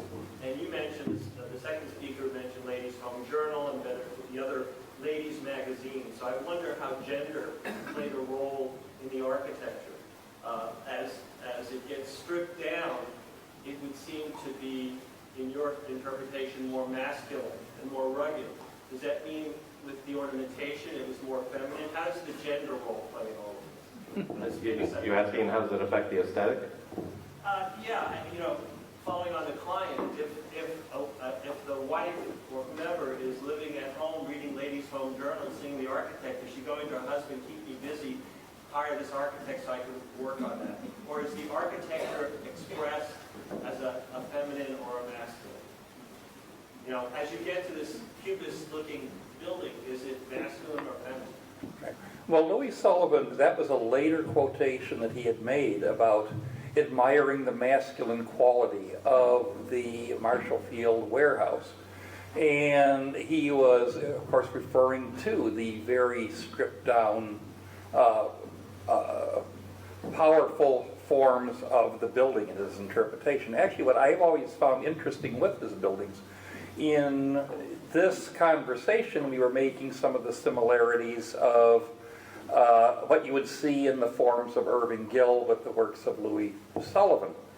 There actually, I have always seen in these, in the development of the actual Sullivan buildings, but especially with the ornamentation, the detail, that they are very much a hybrid of masculine and feminine types of buildings. And so they weren't, in the particular case of the Marshall Field warehouse, that the simplicity and the raw ruggedness was the terminology for it. But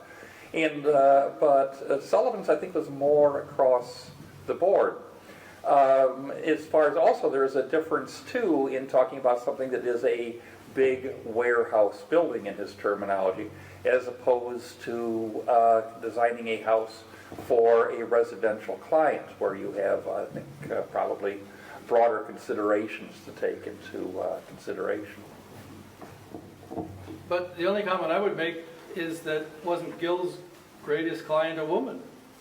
Witness out where we are right now. Many female clients, yeah. Yeah, but really, I mean, wow. He also stripped the insides so that there wouldn't be dust. I mean, he was known for the woman's progressive movement. Right. In terms of kitchens and taking the moldings off, because the nature of housework was changing at that point. As the middle class started to grow, in my reading and understanding of how Irving Gill, for the small private house, not necessarily the larger building, no dust would collect. So health was an issue.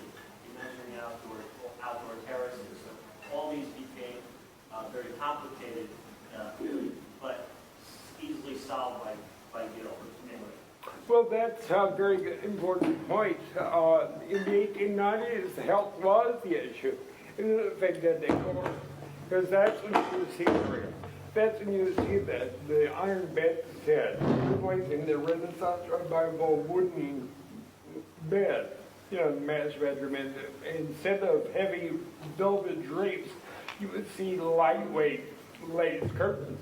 It was strictly health. So maybe Gill was, I don't know, maybe Gill was using that as a good, kind of device to sell to women. I don't know. Good point. I remember Frank Lloyd Wright worked for a few women as well. Susan Lorentina, that house for Susan Lorentina was one of his Prairie master muses, and some of the interior is strictly for her. And Mrs. Darwin Martin wore clothes by Frank Lloyd Wright. And he designed, silverware for that house, didn't he? So, yeah. Well, let me take it a step further. if I look at a Sullivan bank, I forget which one it was you showed, a very simple cubic shape, but it had a fantastic ornament over the front door, which to me looks like a brooch. Grinnell. It looks like jewelry hanging on the building, which would be a very feminine kind of an approach to designing. Gill was a lot less prone to that, but he also put decoration around his building, but it's in the form of natural plants, in the pergolas.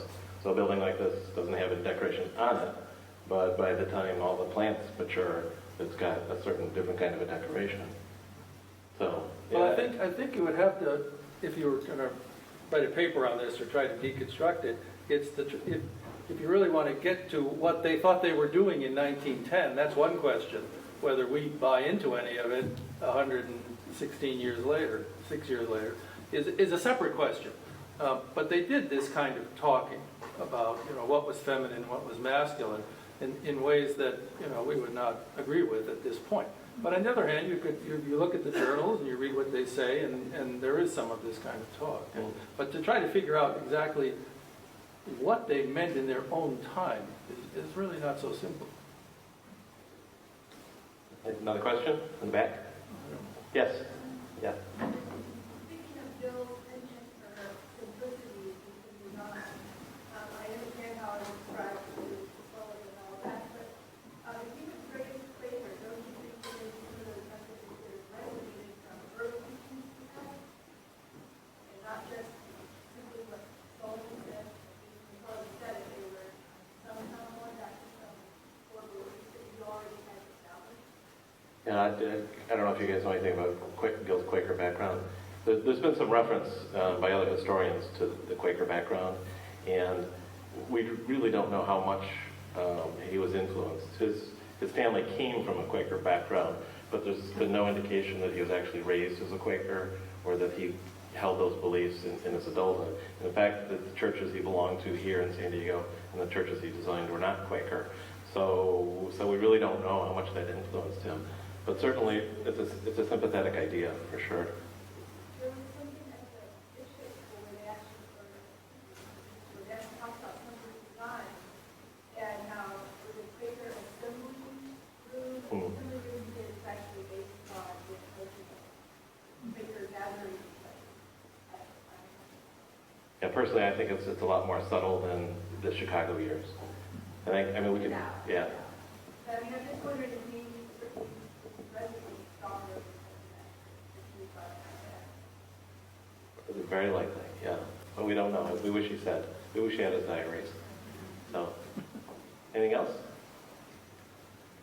I'll interject a question. Oh, was there one here? Yeah, go ahead. Prairie School artist Orlando Giannelli is a mural that writes art into San Diego mission building in La Jolla, I think around 1912. Is he associated at all with Irving Gill? Did Giannelli do any design work with Gill?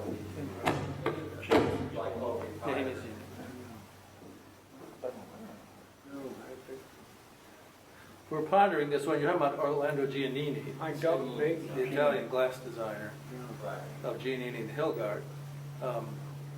Not that I am aware of, or I've never seen anything published in it. And That might be yours, Paul. Are you buzzing? Is that me? Is that you? maybe it's from that, Paul?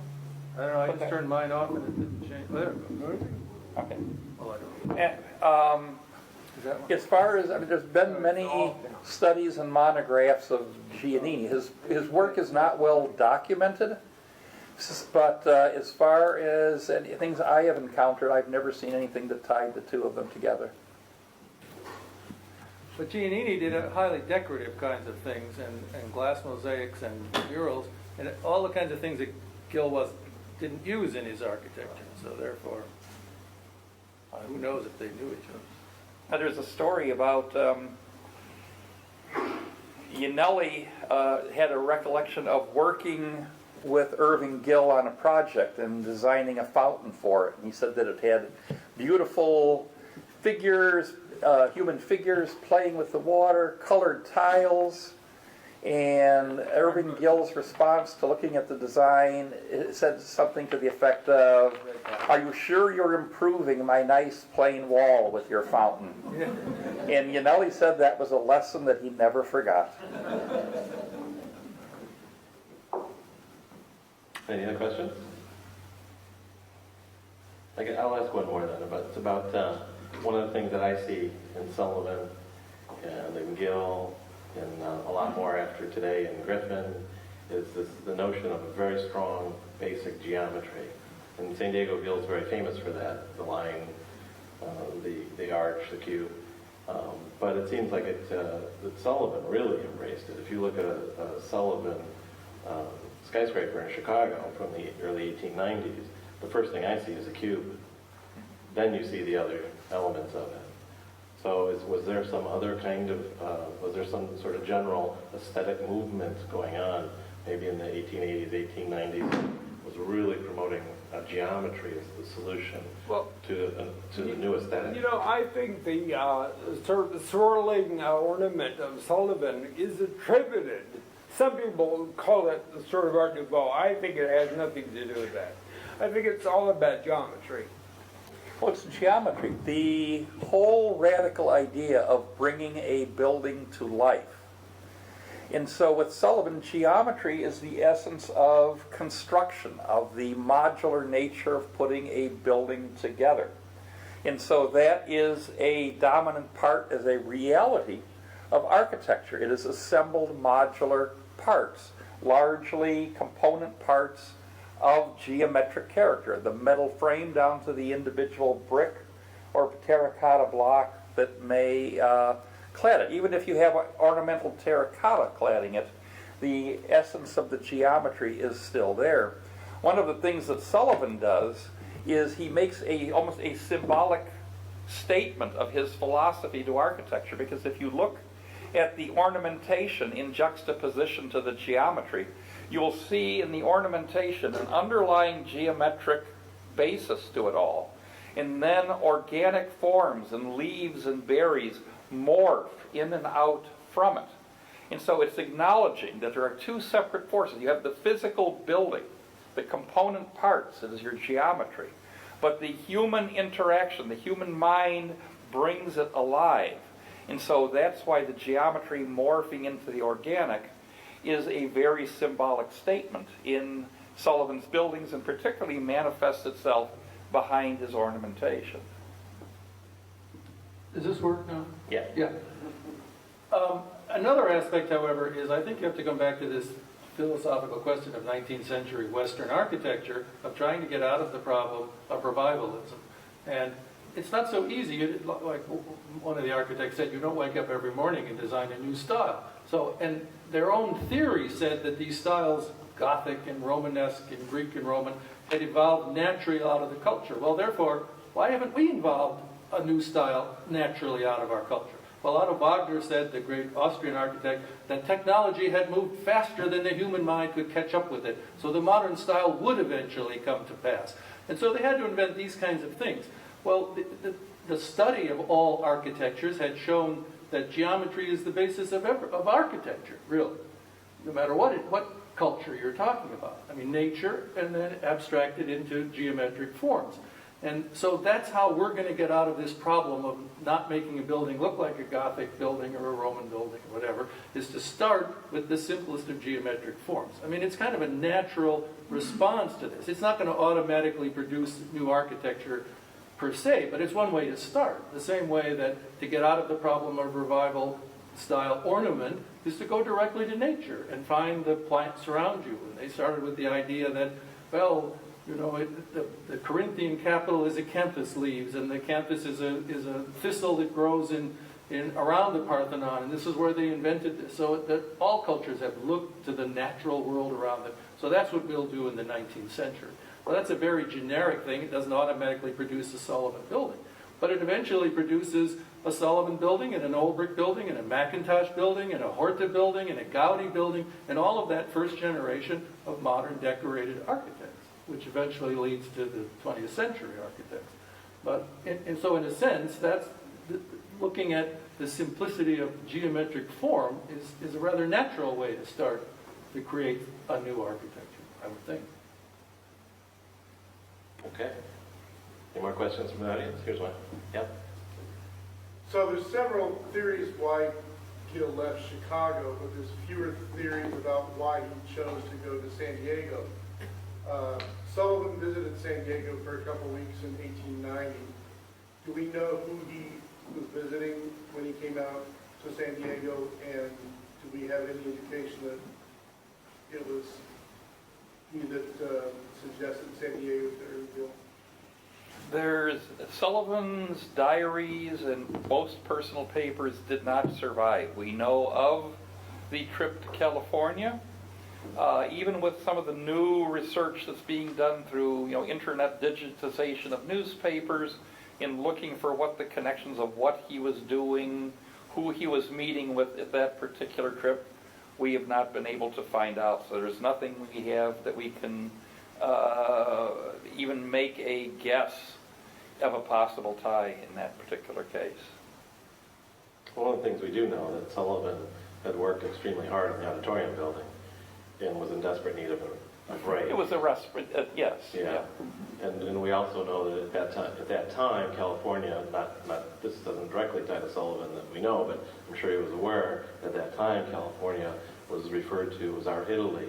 So if you wanted to get away from the hustle and bustle of Chicago and not have to go overseas to Italy, you might make the trip to California. Yeah, and also so with the matter why of health. exactly he came to San Diego? Do you know if he went to LA or San Francisco, Sullivan? Not that we have, but I mean there is that idea of getting away. I mean there's the one version of why Gill left was that he had overworked and went for reasons of health.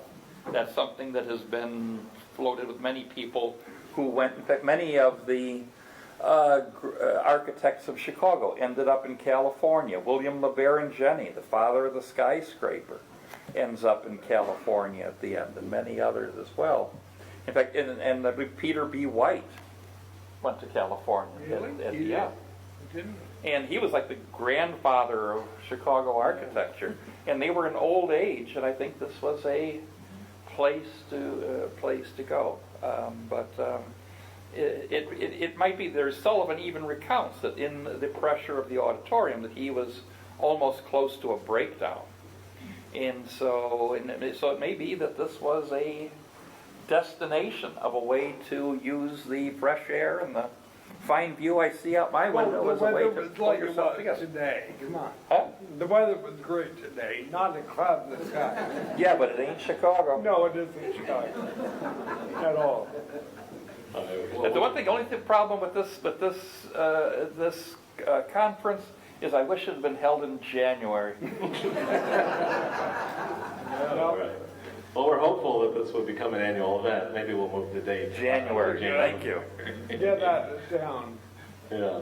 All right. So any other questions from the audience? Yeah. It was with regard to the early skyscrapers in Chicago. You mentioned about the elevator and the plumbing. Did they go hand in hand? Did somebody, technologically, did scientists develop these things and the architects use them? Did the architects ask for them? Did the architects develop them, the ideas themselves? How did they? I think it was the confluence of things that happened. The Bessemer steel making process made steel cheaper at that time. And Chicago was a railroad destination, so they had a lot of rails at that time for reinforced concrete. And the elevator had been around for a while, but they hadn't perfected the safety elevator until shortly before the extent of the Chicago School. Well, Chicago was a manufacturing center, but also the country was, I'd say, certainly blossoming in manufacture. Chicago was very good at trying to basically raid the toolbox of the Industrial Revolution and take existing things and making them suit the needs that were out there.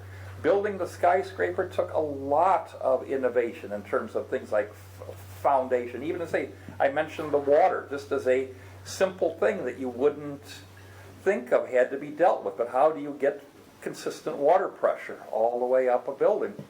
And in many cases, they had to improvise. The skyscrapers were trial and error, and there also was a trial and error as far as how they would make money. There were things like central ice water systems and things that were built. In many of the early skyscrapers, there was an almost naive belief that that you take the smallest piece of ground and build tall, you'd make money. It took a while in evolution to figure out what the running cost of a building is to get a return on it. So there are many cases of things that were tried in some of these early skyscrapers that just didn't work, and it had to evolve. There's a skyscraper in Chicago that was built, the Reliance building, one of our landmarks. It had an elevator that had 2 doors. They figured it would move faster, that when there was a center post, 2 doors, they'd open up. One was for people to go in and the other was to go out. Well, that's not the thing. There's another story about somebody who was anticipating the invention of high-speed elevators and left shafts for the elevator, except he made them round. But it is a bit of trial and error, and you don't often hear about things that, you hear about the things that worked and blossomed, but there also were things where they really pushed the technology, they pushed the manufacturers to make these unprecedented behemoths of buildings. But to answer your question about the chicken and the egg, there's one very famous one, which is that there were freight elevators. Otis made freight elevators in buildings quite early in the 19th century. But you would never build a building over 60 feet because you couldn't get people to walk more than 5 stories. In a cast iron building that already existed, they used an Otis freight elevator in, whatever it is, 1858, as a passenger elevator.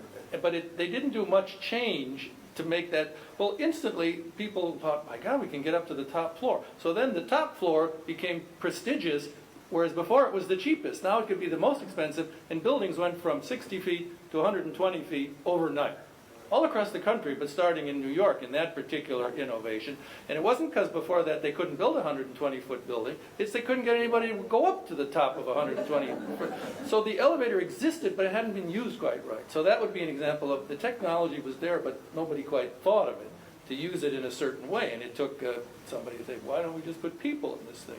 And then they had to have a person on it. I mean, there were a lot of reasons why you couldn't get people to go on an elevator for a while, but once it caught on and you weren't going to die, then boom, the technology caught up as far as, but they couldn't get above 120 feet until they had different iron systems for the interior structure and all of that. But so that I think the answer to that question is, as Tim was saying, it's all trial and error, and people tried all kinds of things, and sometimes it was an existing technology just put in a different use.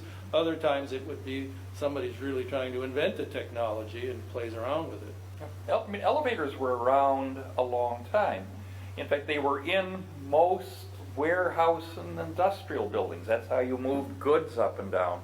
And even some of the taller commercial office buildings, they'd have a single or maybe 2 passenger elevators.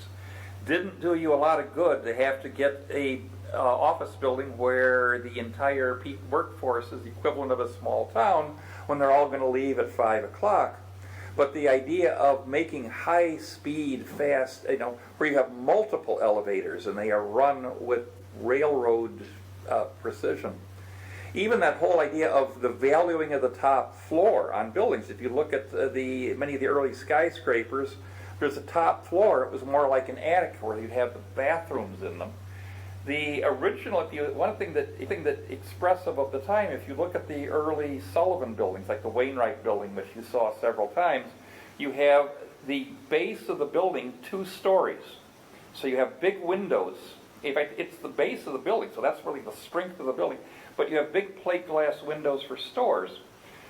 In the days before elevators were common or used, the second floor was where you would have, like if you had a bank or a big insurance company that you intended foot traffic, that was the most valuable floor because you could walk to the second floor.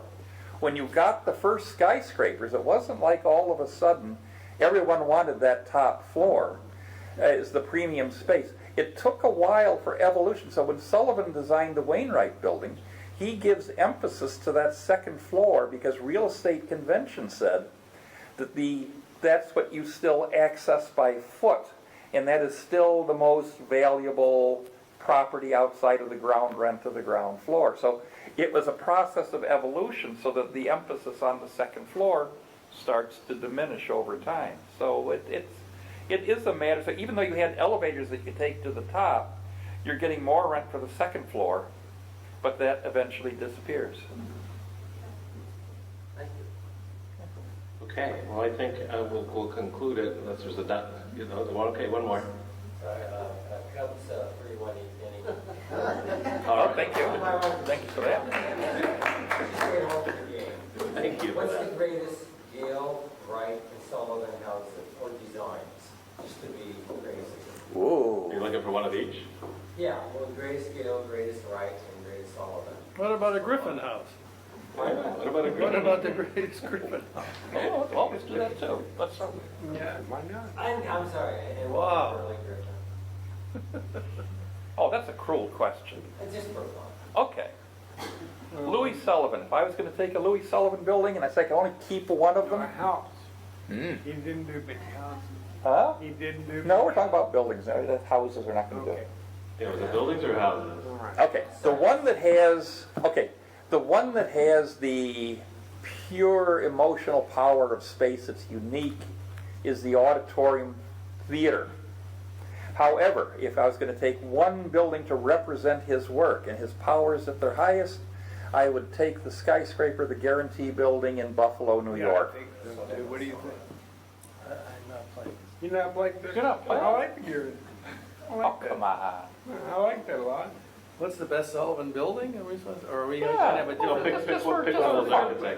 architects. Pick your favorite. Oh, pick a, It's got to be a Griffin for you, Paul. The Melson house. All right. Oh, really? Interesting. Okay, I'll be done with that. Right. Interesting. And David? right, what, the Willets? That's your favorite?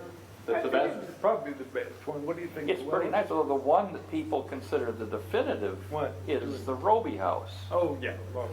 However, Yeah. subjectively, it's not one of my favorites at all. And having spent time in, the interesting thing about these houses is they do have a personality. You can look at every photograph ever taken of them. You can look at a video documentary of them. Unless you experience the light, in fact, the ones that I can appreciate the most is where I might have been working on the house and I got to spend all day or multiple days and see what it is when the sun's pouring. And all those stuff. Yeah. You spend a lot of time in the Ropey. I re-stenciled the inside of the Clark House in Fairfield, and I was on my hands and knees for 5 days. I watched it rain on the house. I watched the sun pour in. It was a delight every day. Yeah, I told you. I think those are two separate questions. What's your favorite Wright house and what's the greatest Wright house? Yeah, so I'm thinking. I mean, they're not the same. I mean, why would they have to be the same? The one is an academic question, and the other is a personal We're question. just having fun. Oh, I don't know. I think boiling water is pretty good, too. I think this conversation goes on for a long time. I A lot of alcohol. Yeah. So, since we're talking about new architecture for a great country, let's leave with this thought. We can all read it together. Yeah. A great American author, Walt Whitman. The proof of a poet is that his country absorbs him as affectionately as he has absorbed it. Walt Whitman, 1855. Yay, Walt. Yay, Cubs. Are we going all the way? Thank you very much.